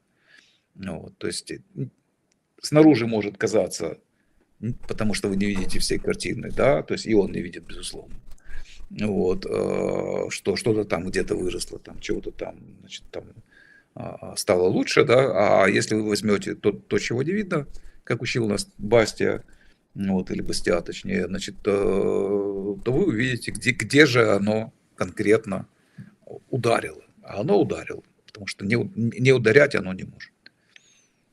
Ну и после, как нас всегда учили, не значит, что вследствие. Если вы ввели пошлины и у вас вырос экспорт, совершенно не значит, что это случилось именно от того, что вы изменили пошлину, например. А Ну, по куче других факторов. Это тайное знание, которое там вообще, как правило, недоступно этим людям. У них всегда, так сказать, открываются глаза, когда им говоришь, что это разные вещи. Что... Да, ну вот. Ну так им же надо. И плюс же он не говорит, сколько он принял законодательных актов, будучи депутатом, которые привели к тому, что денег ни у кого вообще нет. Поэтому а есть вот только у конкретных людей. Ну, зачем вся деятельность Верховной Рады была? По крайней мере, до зеленых, чтобы у каких-то людей конкретных было больше денег. А теперь даже непонятно, зачем они в принципе там все сидят. Так как-то логики вообще никакой нет. И держат же их руками, чтобы, не дай бог, кворум был. Да нафиг, какая разница, есть они там, нету. Нарисуйте, что они там есть, если вам так надо. Это же все равно уже ни на что не влияет. Как решать вопрос с демографией? Даже если в Украине, Аргентине или любой другой стране наступит анкап, то она никогда не сможет защитить себя от все более превосходящего количества этатистов вокруг. Нас с каждым годом будет все меньше, а учитывая, что население Азии и Африки поголовно этатистское, мы будем противостоять все большему количеству этатистов каждый год. Я так не думаю. Я думаю, наоборот, мне кажется. Наоборот, я думаю, потому что у падения как бы у всей этой демографии есть простые причины, как бы низкое качество жизни, вот, первое. Ну, это одна из причин. Да, то представьте себе, что здесь анкап, это означает, что здесь качество жизни растет. И сюда люди едут, то есть уже вам восстанавливается эта самая демография, если она нужна. Вот. На самом деле она и не сильно нужна. Я не сильно в нее верю, что там должно быть какое-то количество людей там, и так далее. Есть куча исторических примеров, когда страны, у которых мало народу, вот, останавливали, ну, если мы говорим про войну, там орды, значит, разных там поцев, значит, которые пытались к ним туда пролезть, вот, просто потому, что они лучше воевали, у них была лучшая мотивация и так далее, и так далее, и так далее. Поэтому численность, оно, конечно, хорошо, но это не есть как бы критический критерий. Но если мы говорим о том, что это критический критерий, если мы, ну, как бы примем эту гипотезу, то я думаю, что дело будет, ну, как бы наоборот выглядеть, ну, вот, потому что АНКАП означает экономический рост. И главное, с моей точки зрения, именно что касается этого вопроса, АНКАП означает, что у людей появляется смысл жизни. Почему, допустим, современных, вот говорят, развитые страны, и у них там типа падает рождаемость. Почему? Потому что им незачем жить. Эти развитые страны, это страны с высокими налогами теперь, вот, с регуляцией, которая затрагивает вашу жизнь буквально везде. Там дерево не посади, дерево не сруби, вот, там регуляторы, отопление, там, значит, чтобы температура 16 градусов была, там, а не выше. То есть все это людей бесит. Вот. Человек в такой ситуации там, детей заводить не будет. Вот. Не будет, потому что он как бы не видит смысла во всей этой жизни. Вот. Как возьмем, ну, один из примеров, ну вот для меня это стало понятно давно, когда показывали, это был еще даже, по-моему, Советский Союз, когда показывали фильм Милтона Фридмана, там, я уже не помню, как он там, про свободу что-то там, или Free to Choose он назывался, да, вот. И у него, то есть он какой-то сюжет делал, и у него перед началом фильма он был там какой-то короткий разговор с какой-то звездой. Вот. И в частности, там в нескольких там эпизодах фигурировал Шварц, который тогда еще был нормальный человек. Вот. И он, в частности, объяснял, почему он уехал из этой Австрии. Ну вот, он говорит, я в 16 лет, говорит, уже знал, как будет выглядеть вся моя жизнь, когда я пенсию получу, сколько я буду зарабатывать. Там, да? Вот. Или там Борис Борисович, который пел, что я инженер на сотни рублей, больше я не получу. Вот. То есть это вот как бы умонастроение советского в данном случае человека, да, то есть вот это типично очень, это типично. Вот, то есть сотни рублей и все, вот ты инженер и все, вот так вот вся твоя жизнь унылая пройдет. Вот. Потом ты сопьешься, умрешь, значит, и, собственно говоря. Но я про своего дядю тут тоже эти все истории рассказывал. Вот. То есть просто человеку некуда себя деть. Некуда себя деть. Он даже может этого не понимать. Но он точно не будет плодить детей в такой ситуации. Понимаете? Они могут у него там случайно где-то завестись там и так далее. Но вот именно строить семью, там, вот как это вот раньше большая семья, да, то есть вот дети там, 3 поколения живут в одном доме там, и так далее, как это было принято раньше в Америке. Вот. Этого всего в такой ситуации не будет. В Анкапе, наоборот, это будет. Потому что есть смысл жизни, вот, перед тобой открыты все пути, вот, тебе есть где себя реализовывать, вот, ты можешь как бы думать уже о своем каком-то гнезде, вот, о том, о своей семье, вот, о своей расширенной семье, о том, что у тебя будет род какой-то там и так далее. Вот. Я думаю, что основным элементом, кстати, Анкапа будет вот такого рода семьи, кланы там, и так далее, как в старые добрые времена. Они появятся не сразу, они появятся со временем, потому что это, ну, это нормальная система, она работает, при том, что эти семьи, они не обязательно будут по родственному признаку как бы создаваться, это могут быть там коллективы каких-то друзей, вот, и так далее, и так далее, и так далее, но право их будет воспринимать как, допустим, как элемент своего рода страховой, да, то есть, что эти люди там друг за друга отвечают, и так далее, и так далее, и так далее. То есть это будет выгодно, экономически это будет выгодно с точки зрения там, своего роста какого-то, внутреннего и развития и так далее. Поэтому я думаю, что семьи будут. Вот возьмите, к примеру, верующие семьи в Соединенных Штатах. Когда человек верит, я много раз тоже об этом говорил, у него, если он серьезно действительно верит, у него решается главный вопрос, который мучает человека неверующего, а именно, что будет после моей смерти и вообще, что означает смерть. Если он всерьез с этим вопросом разбирался, такой верующий человек, у него как бы его не существует. Он верит, что что-то там будет, там рай, ад, там неважно. Вот, то есть что-то дальше будет, поэтому его как бы проблемы, которые беспокоят там, человека неверующего, больше не волнуют. И поэтому у них у всех большие семьи. Вот. Он знает, что вот он должен это делать, и делает, и даже они не обязательно могут быть такие люди, там, даже сильно религиозные, а, допустим, просто консервативные в американском смысле слова. Вот, у них большие семьи. Мы работали над переводом вот этого Tuttle Twins, вот этой книжки для детей, там сколько их там выпусков, там они еще новые делали сейчас. Вот. И там дизайнер, который как бы занимался с американской стороны этой книжкой, причем он даже не консерватор, он либертарианец. У него 5 детей. У него 5 детей. И посмотрите там, допустим, на этого сейчас министра обороны, ну, значит, американского, у него их тоже там штук 6 или 7. Ну, вот, молодого. Так что, если у вас как бы нормальное мировоззрение, если вы либо можете игнорировать ограничения этого мира, значит, этатистского, да, как в случае с верующими людьми, в случае с консервативными людьми на Западе, либо этих ограничений просто нет, и тогда поле таких людей очень сильно расширяется, как при Анкапе, то они немедленно начинают плодиться и размножаться. Потому что, ну, это нормально для людей. Вот. Не для всех, опять-таки, я не призываю, это не должно быть там, смыслом жизни, но тем не менее, это, как правило, случается. Как правило, случается. Ну, потому что каждый человек хочет расширяться, а рождение детей – это есть способ как бы тоже реализации, расширения себя, расширения как бы своего мира. Вот. Это присуще человеку, это одно из его как бы свойств. Ну, там, художники там расширяются, рисуя картины. Да. Например, вот если у них вся энергия туда уходит, им, конечно, уже не до детей. Вот. А обычный человек, он в том числе и через рождение детей, он как бы вот свой мир вместе со своей супругой, они таким образом как бы расширяют. Вот. И это нормально. А мешает им в этом деле обычное государство, поскольку оно у них тупо отбирает смысл их жизни. Поэтому я как раз насчет Анкапа в этом деле полностью спокоен. Потому что Анкап будет плодиться, И будет плодиться размножаться. довольно, да, и Плодитесь будет и довольно размножайтесь. быстро будет плодиться и размножаться.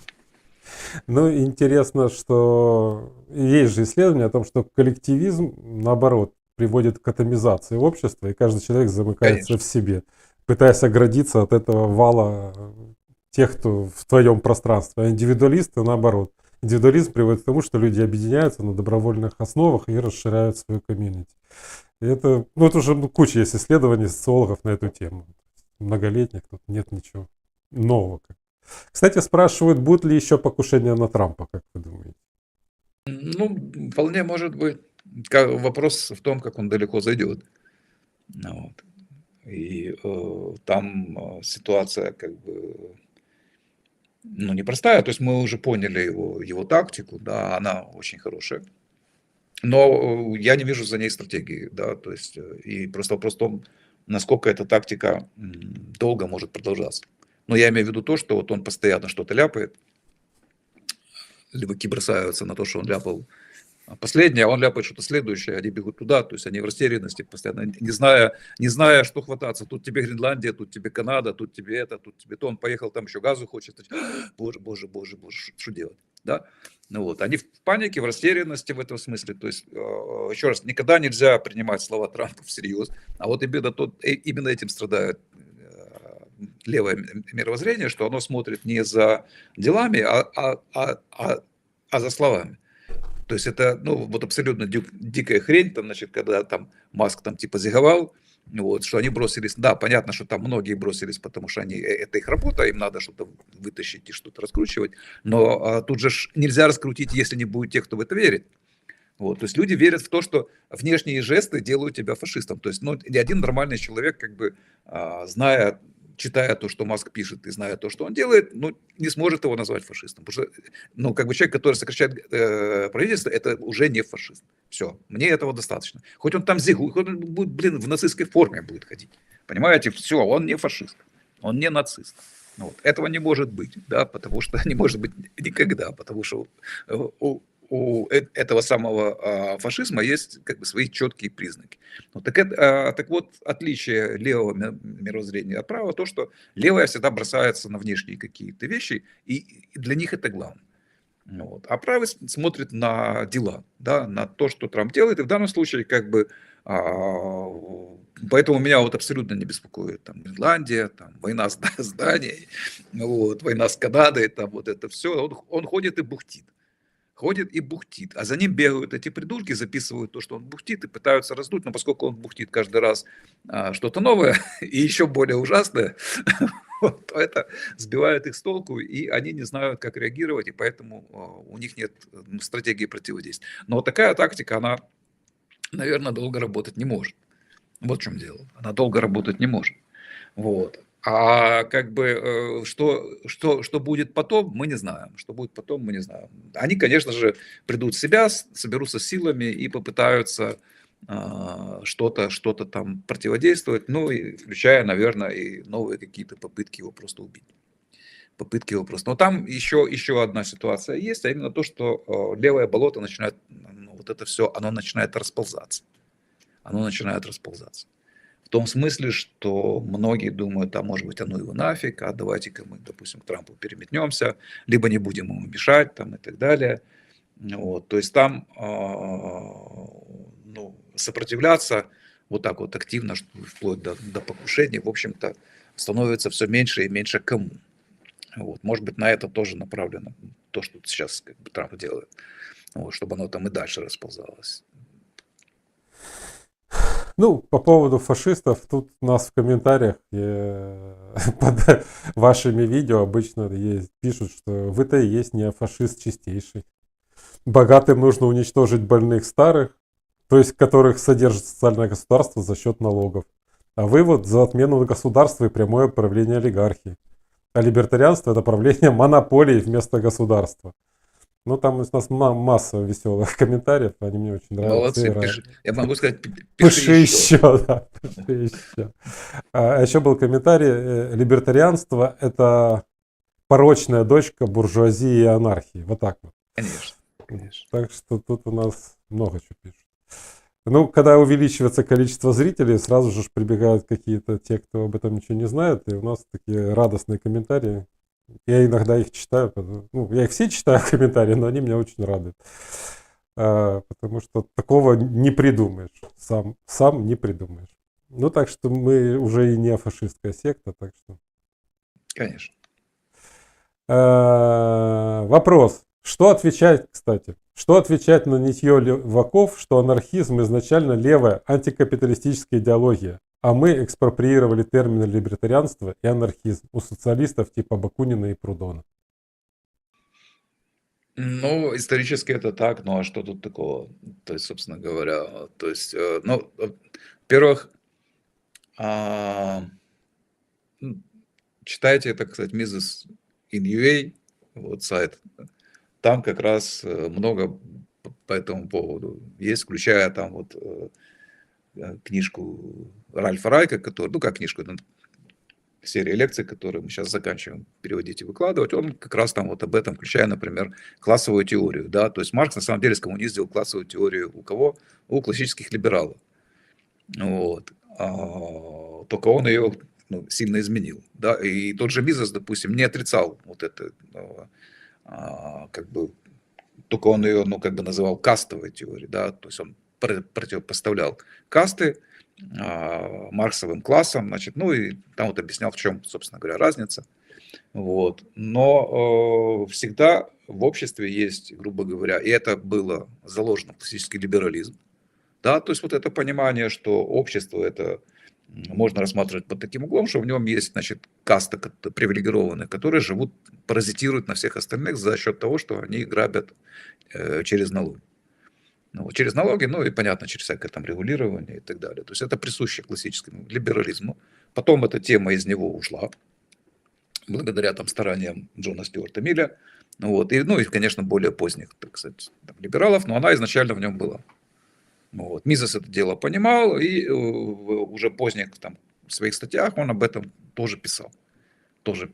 Значит, там, критикуя Марксову классовую теорию, противоставляя ей как бы свою кастовую теорию. Почему? Потому что классы в марксовом понимании, они слишком расплывчатые и как бы ну, непонятно, кто и почему туда как бы принадлежит. Да? То есть способ производства не есть как бы, на самом деле верный верная ознака, так сказать, класса. А вот в случае касты это все ясно, потому что твое положение закреплено законом, да, который имеет либо вид непосредственно закона, либо это, допустим, традиция такая жесткая, как, допустим, кастовая система в Индии. Вот. И ты из этого уже ты ничего сделать не можешь, да, то есть что делает как бы капитализм и классический либерализм, он делает то, что, так сказать, доллар богача и доллар бедняка это один и тот же доллар. В кастовой системе как бы этого нет. Этого нет, потому что там это система статуса, кто жил в Советском Союзе, он хорошо это знает. Вот, статусная система, и где, если ты там принадлежишь к какой-то группе, значит, номенклатуры, у тебя там, допустим, другое здравоохранение, у тебя другое образование, у тебя другое снабжение, тебя лучше кормят, вот, у тебя специальные магазины, то есть вот что такое, собственно говоря, касты и их, так сказать, и их реализация, ну, как они выглядят в этой жизни. Так вот, если мы с этой точки зрения посмотрим, мы увидим четкие, абсолютно ясные как бы, признаки. Вот есть налогоплательщики, а есть налогополучатели. И вот налогополучатели – это есть эксплуататоры налогоплательщика. Вот, поэтому это есть понимание классического либерализма, вот, которое было там у Бастиа, в основном, кстати, у французской как бы, стороны либерализма, в английской, как ни странно, этого было меньше. Но в английской это есть в предтечах классического либерализма, а именно у Веллеров вот, это присутствует в полный рост. В полный рост эта идея. Вот, поэтому говорить, что она какая-то левая, нет, в этом смысле не левая. Идея анархии, то есть безгосударственная, просто вопрос, как всегда, в том, что откуда растут ноги. Откуда растут ноги, да, то есть ноги все растут из ошибочного понимания прав собственности и левого, вот, и которое мы четко можем увидеть в работе Энгельса, происхождение частной семьи, частной собственности и государства. Вот, где он это все объясняет, где там все вот это вот про изначальный коммунизм, так сказать, имеет место.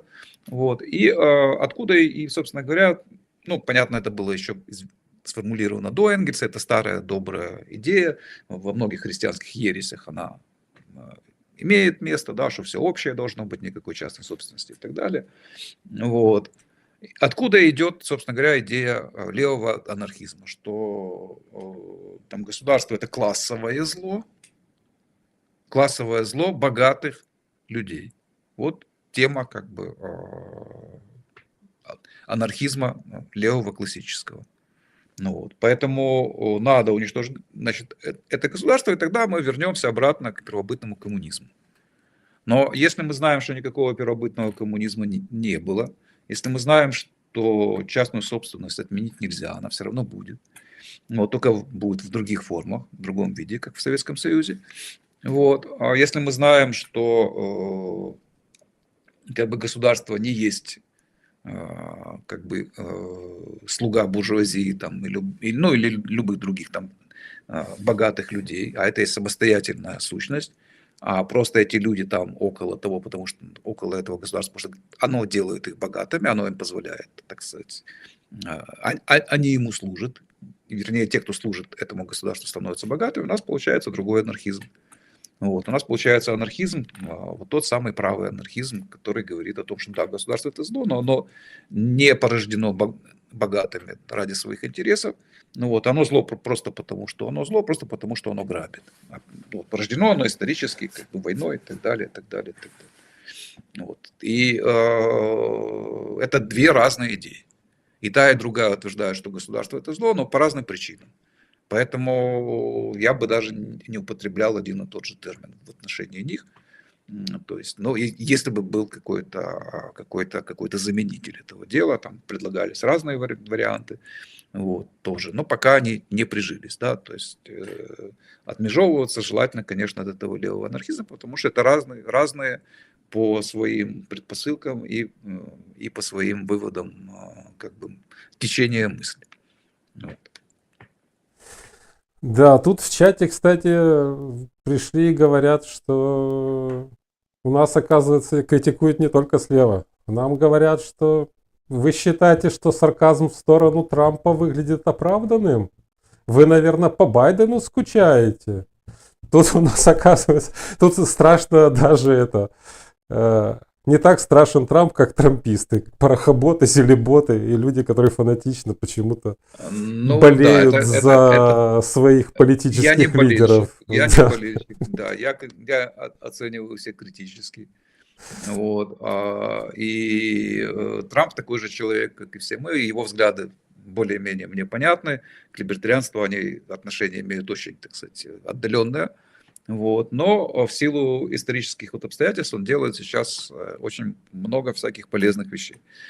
Вот и все. Но он делает также и дурные вещи. Ну и что? Любой из нас как бы делает. Это все как бы, опять-таки, попытка повесить ярлык хорошее на явление, которое имеет разные стороны. И хорошее, и плохое. Ну, вот. Либо повесить, опять-таки, ярлык плохое, однозначный, на какие-то вещи, которые нельзя вот так вот трактовать, потому что человек делает разные вещи. Он делает и хорошие вещи, и плохие. Поэтому надо оценивать эти вещи. Допустим, вот Горбачев, да? Как его? Он хороший или плохой? Это человек, который там устраивал резню там, в Вильнюсе, в Тбилиси, например. Да? А с другой стороны, человек, который вел гласность, в результате которой там развалился СССР. Так он хороший или плохой? Гласность, вот единственный способ оценивать людей, это оценивать их деятельность, а не пытаться мазать их одной какой-то краской. Ну, вот. Гласность это хорошо, Тбилиси это плохо. Вот и все. Также и Есть. с Трампом, также и с Трампом, и с любым другим политиком. Это политики. Это политики. Они неизбежно будут делать гадости в силу того, что они занимают определенную должность, которая предназначена для того, чтобы делать гадости. Кстати, есть мем уже хороший, где Трамп в виде Горбачева с лысиной и пятном на голове. Вот оно где-то так, да. Но он больше похож на Ельцина. Ну да, может быть, Ельцин. Ну, короче, перестройки требуют наши сердца. Да. Но вообще, честно говоря, я не знаю. Трамп политик, он уже был президентом США, и если сейчас взять просто... Ну, в Гугле же никого не забанили. Вот возьмите даже заголовки, что делал Трамп в предыдущее свое президентство. Это все то же самое. На самом деле. Просто сейчас это более все разрушительно происходит. Тогда его... Еще существовавшая республиканская партия могла загнать в какие-то рамки, а теперь ее нет. Теперь он творит вообще то, что считает нужным. Да, кстати, он же больше не творит, он больше говорит. А уже люди воспринимают его слова как хотят. Это уже больше... Кстати, похож он больше на Жириновского, потому что Жириновский отличался тем, что он мог в одной фразе сказать 3 противоположных вещи, и каждый понимал так, как ему нравится. Ну, Трамп работает с той же серии. Ну, это, наверное, скорее даже не Жириновский, это искусство оратора, который держит публику и заполняет пространство звуком. Ну да ладно. Я отношусь плохо ко всем политикам абсолютно. Тех, а с другой стороны, хорошо с тех, кому знаю, тем, кому помогаю, с кем дружу. Поэтому, ну, как к людям, но не как к политике. Поэтому тут дело такое. Какой-то странный есть вопрос. Мы знаем, что у животных прав нет. Права есть только у человека, так как это его изобретение. А есть ли права у папуаса с Новой Гвинеи? Он же тоже человек. А чего у него нет прав? Да, почему нет? Все есть. У них там между собой все очень четко. То есть они просто других людей рассматривают как не как людей. Вот в чем. Ну, собственно говоря, это старая история, на ней все знают. Вот. А внутри своего племени там все четко у них с правами. Да. Точно так же, как и у цыган внутри Конечно, общины да. одно, а Да. к чужакам совершенно по-другому. Ну, Да. это такая местная специфика. Ну что, давайте, наверное, последний вопрос. Сейчас. Какие шансы в Украине на выборах выбрать здравомыслящего лидера или общество еще не созрело для смены системы? Я не знаю, когда там это общество. У меня нет критерия, понимаете, посмотреть. То есть пойти там землю там ногой потыцать там, или еще что-нибудь там, на погоду посмотреть, а были ли дожди. Так что я не знаю, когда он там созреет или нет. Вот. Тут есть просто несколько моментов, о которых стоит сказать, потому что я не могу сделать такого вывода. Это каждый может только сделать свой какой-то вывод. Я просто могу дать какие-то рекомендации, на что нужно смотреть. То есть, прежде всего, не надо смотреть на Facebook, и на прочие соцсети, потому что там, как мы говорили, там люди толпы. Вот. По ним вы общественное как бы настроение в полной мере, то есть там надо делать большую поправку, скажем так, большую поправку на то, что там сумасшедшие, и на то, что там человек, когда туда приходит, он хочет кричать кричалки какие-то для того, чтобы получить лайки, то есть одобрение от других пользователей, да. Ну вот. И в его представлении всегда, естественно, более примитивное о те, кто его читает, то есть он их считает тупыми. Ну и короче говоря, если он приходит, то это как человек приходит, значит, заходит в комнату с незнакомыми людьми где-нибудь в Сельраде, например, да. Первое, что он делает, кричит: «Слава Украине!» Ну, это раньше так было, сейчас не знаю, есть это или нет. Во время войны, как бы, там, вначале это было. Что это такое? Да, то есть он сразу говорит: я свой, пацаны, вообще, говорит, блин, классный, я вот молодец, я такой же, как вы, вот все. Вот. Это вот такая вот универсальная, как бы, формула, да, которая сразу, как бы, свой-чужой, там хороший, плохой, значит, и так далее. То есть вот у него свое представление об ожиданиях других, да, и эти представления, как правило, на очень низком уровне находятся этих ожиданий.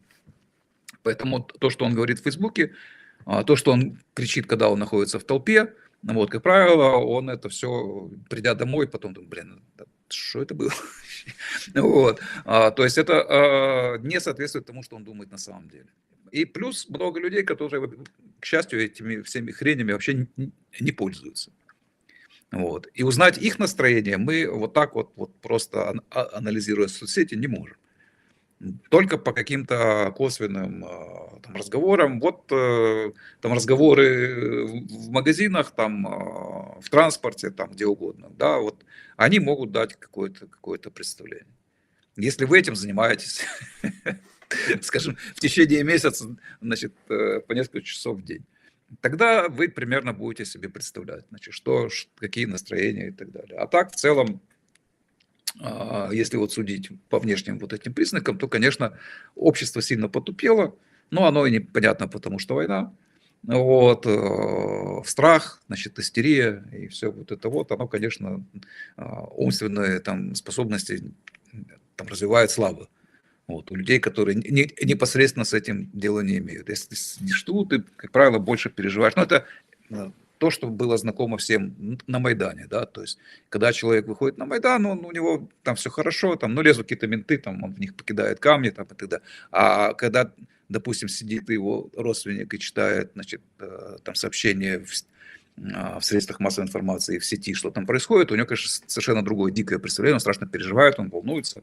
Вот. А человек, который находится непосредственно, так сказать, на поле боя, ему в этом смысле легче. Да? То есть, вот. Так вот, поскольку все равно большинство находится в тылу, а не на войне, то оно, конечно, имеет искаженное представление раз, а во-вторых, на него больше оказывает это влияние, чем даже на тех людей, которые непосредственно воюют.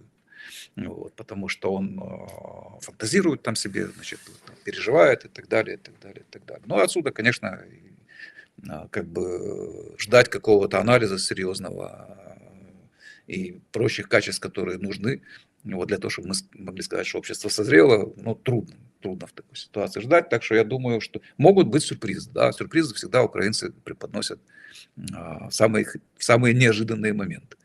Вот. Но я бы не стал тоже на это сильно рассчитывать, потому что сюрприз, он есть сюрприз.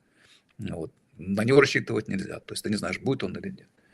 Вот. А если судить так, ну, например, избрание того же Зеленского было сюрпризом, потому что я не ожидал, что столько много людей ненавидят вот этот весь истеблишмент, да, потому что избрание Зеленского – это не избрание Зеленского, на самом деле, это голосование против Порошенко, вот, и конкретно против всего этого истеблишмента, который с ним ассоциировался. Вот.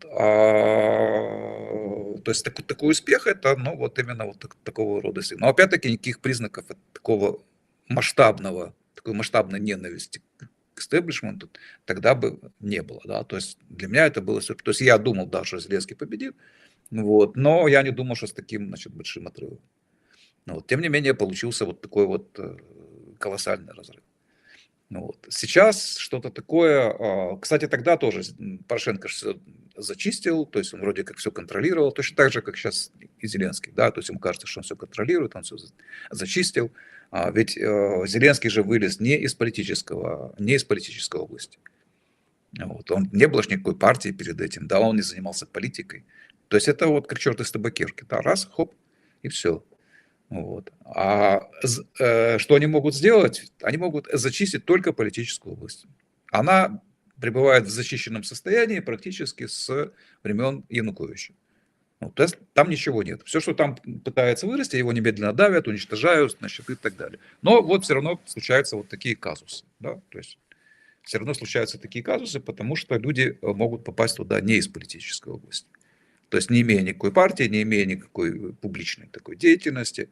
Вот. Ну, в случае Зеленского это не совсем так, потому что такая публичная деятельность была в виде сериала «Слуга народа». Да, это своего рода предвыборная кампания скрытая, которая происходила все это время.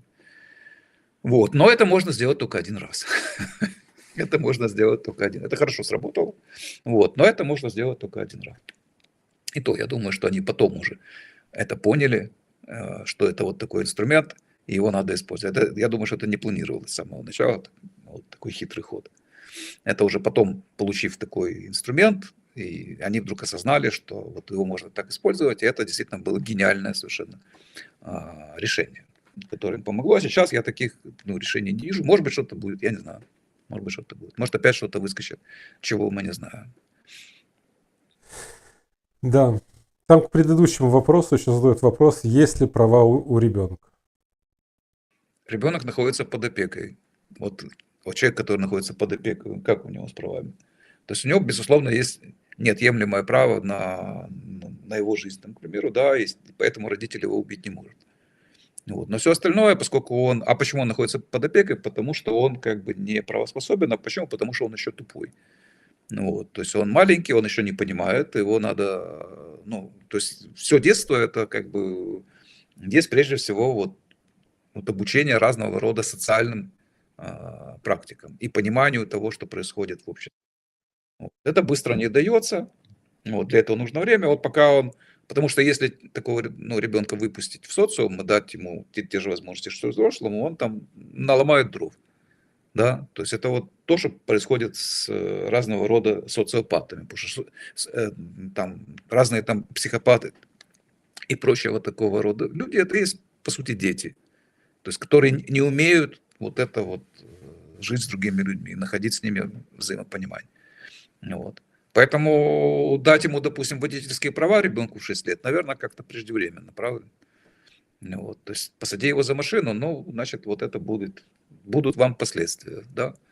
Вот. Почти 100%. Вот. То есть пока он не способен этого делать, вот, он находится под опекой, и, соответственно, его возможности, скажем так, они ограничены. Если это называть правами, то тогда его права ограничены.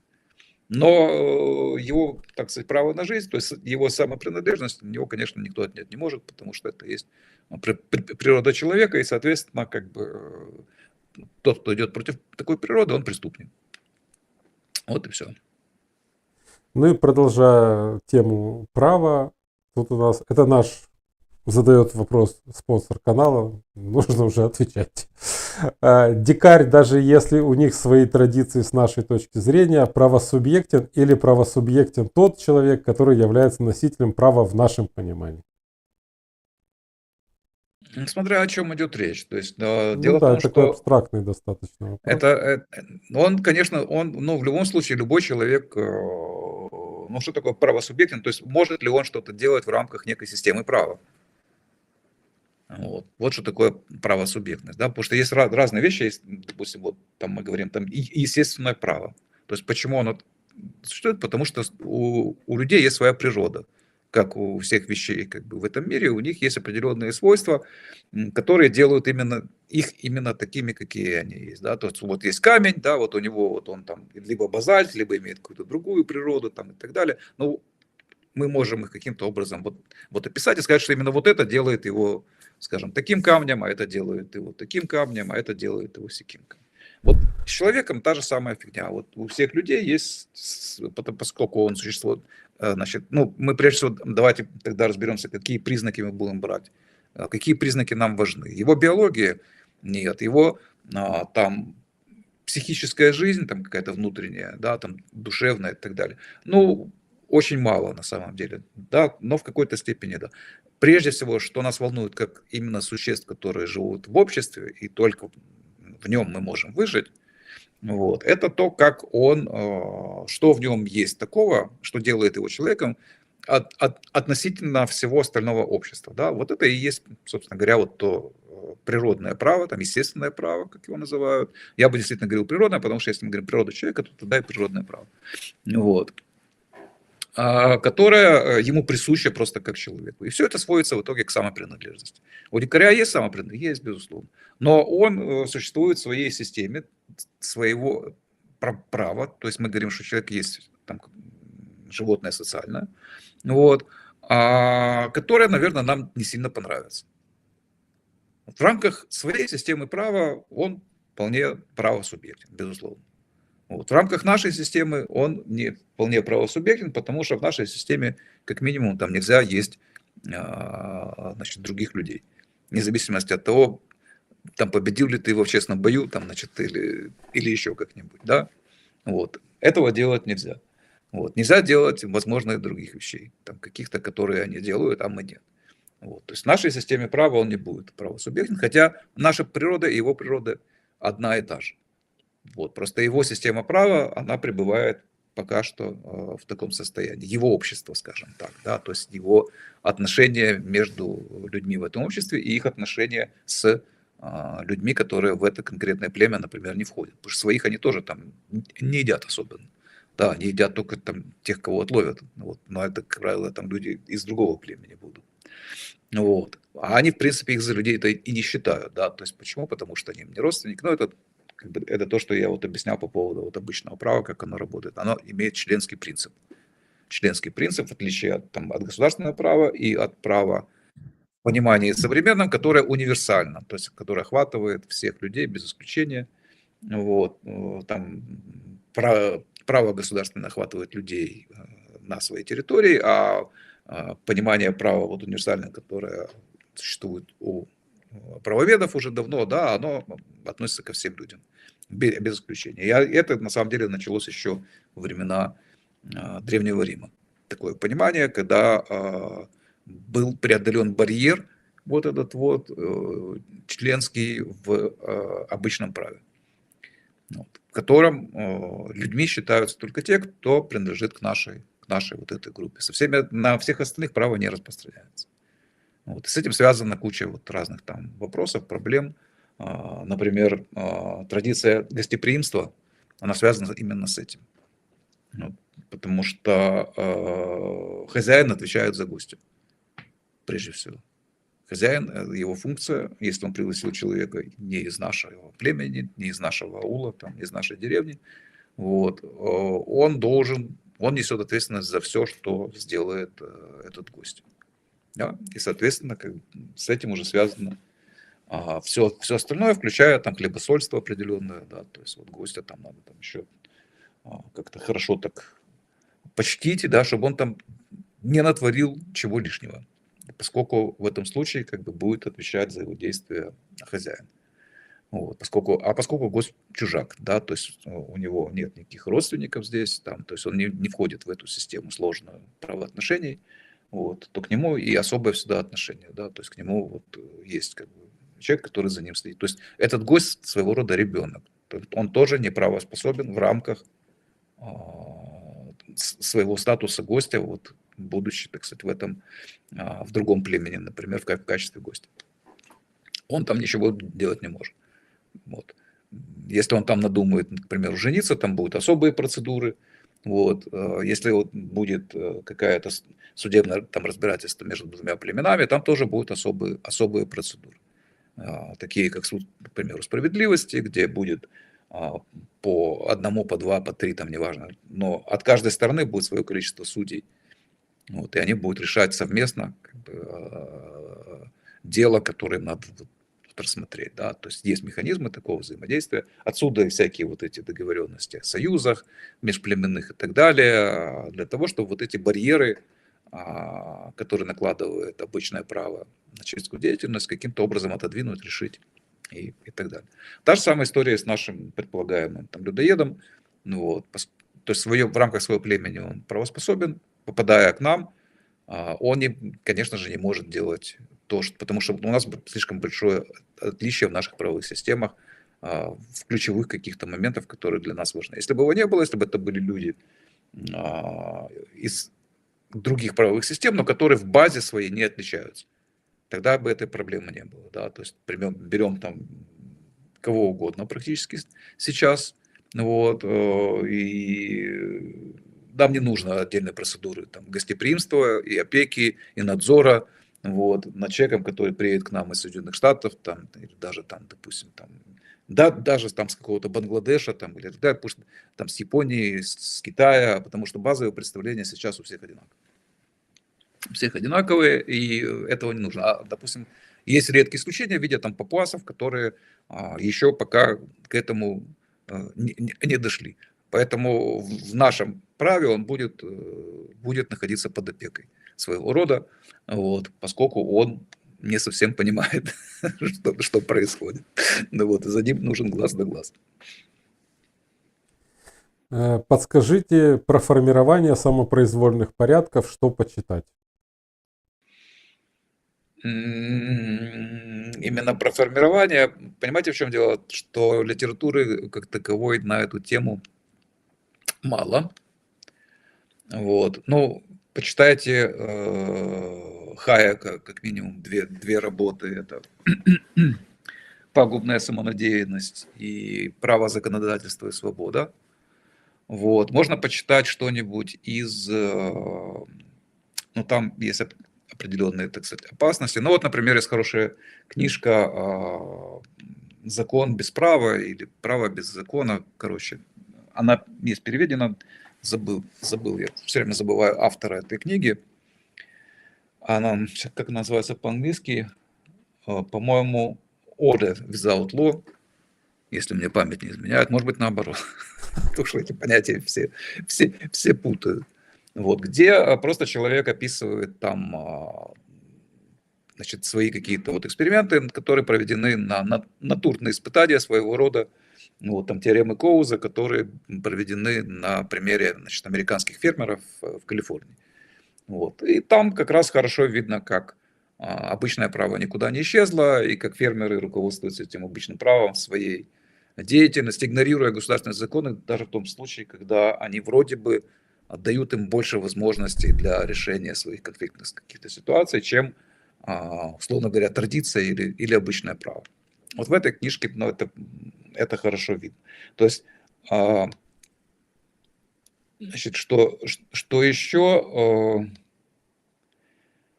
Много литературы на эту тему, но которую можно использовать только как аналогии, но касающиеся уже естественных наук, а не социальных.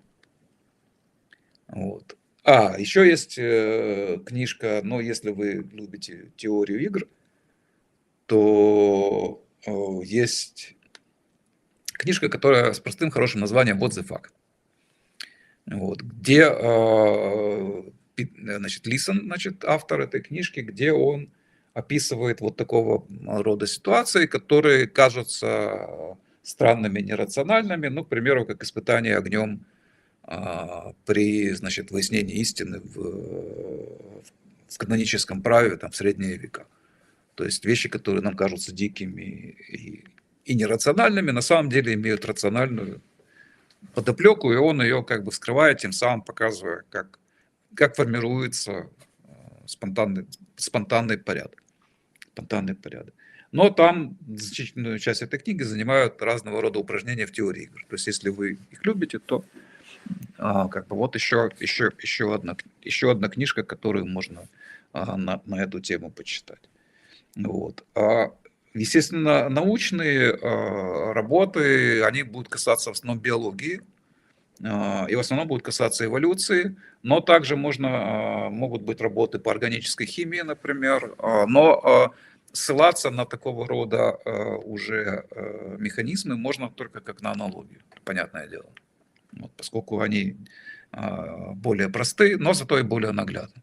Там формирование разных хитрых молекул там, и так далее, или там заметка о том, почему, значит, как формируется окраска у животных, там когда, значит, растет плод, значит, в утробе там и так далее. Почему, например, у тех же кошек и собак есть стандартные окрасы определенные, да, то есть вот они вот все похожи между собой, там есть несколько наборов этих окрасов, и вот они почему-то, значит, из поколения в поколение воспроизводятся странным образом, хотя вроде бы как этого быть и не должно, да, но тем не менее это есть. Это вот тоже признак, как, ну, так работают устроены спонтанные порядки. Вот. То есть вот у меня рыжий кот, вот он типичный рыжий кот, да, то есть у него белые лапы, там, а на морде, значит, снизу он белый тоже. Вот, и большинство рыжих котов, они имеют именно вот такой окрас. Есть там еще другие варианты, но как бы такие стандартные наборы. То же самое относится к коровам, там, ну, к разного рода другим млекопитающим. И для этого есть причины, они лежат не в области генетики, а в области как раз работы спонтанных порядков. Потому что спонтанный порядок – это универсальное явление в природе. Вот, оно как бы есть и в неживой природе, и в живой, и в человеческом обществе тоже. То есть люди в этом смысле не исключение.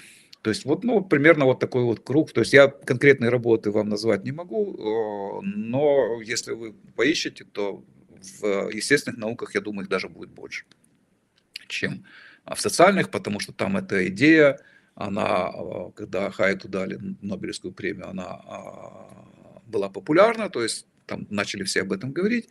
Ну, а потом, поскольку выводы из нее неутешительны для различного рода бюрократии, прежде всего научной, да, вот, то, естественно, ее как бы там развивать всерьез не стали, потому что никаких грантов вам на это не дадут, вот, а на то, что вы будете тут анархизм, значит, всякие проповедовать, вот, и спонтанные порядки какие-то еще. Вот это вот.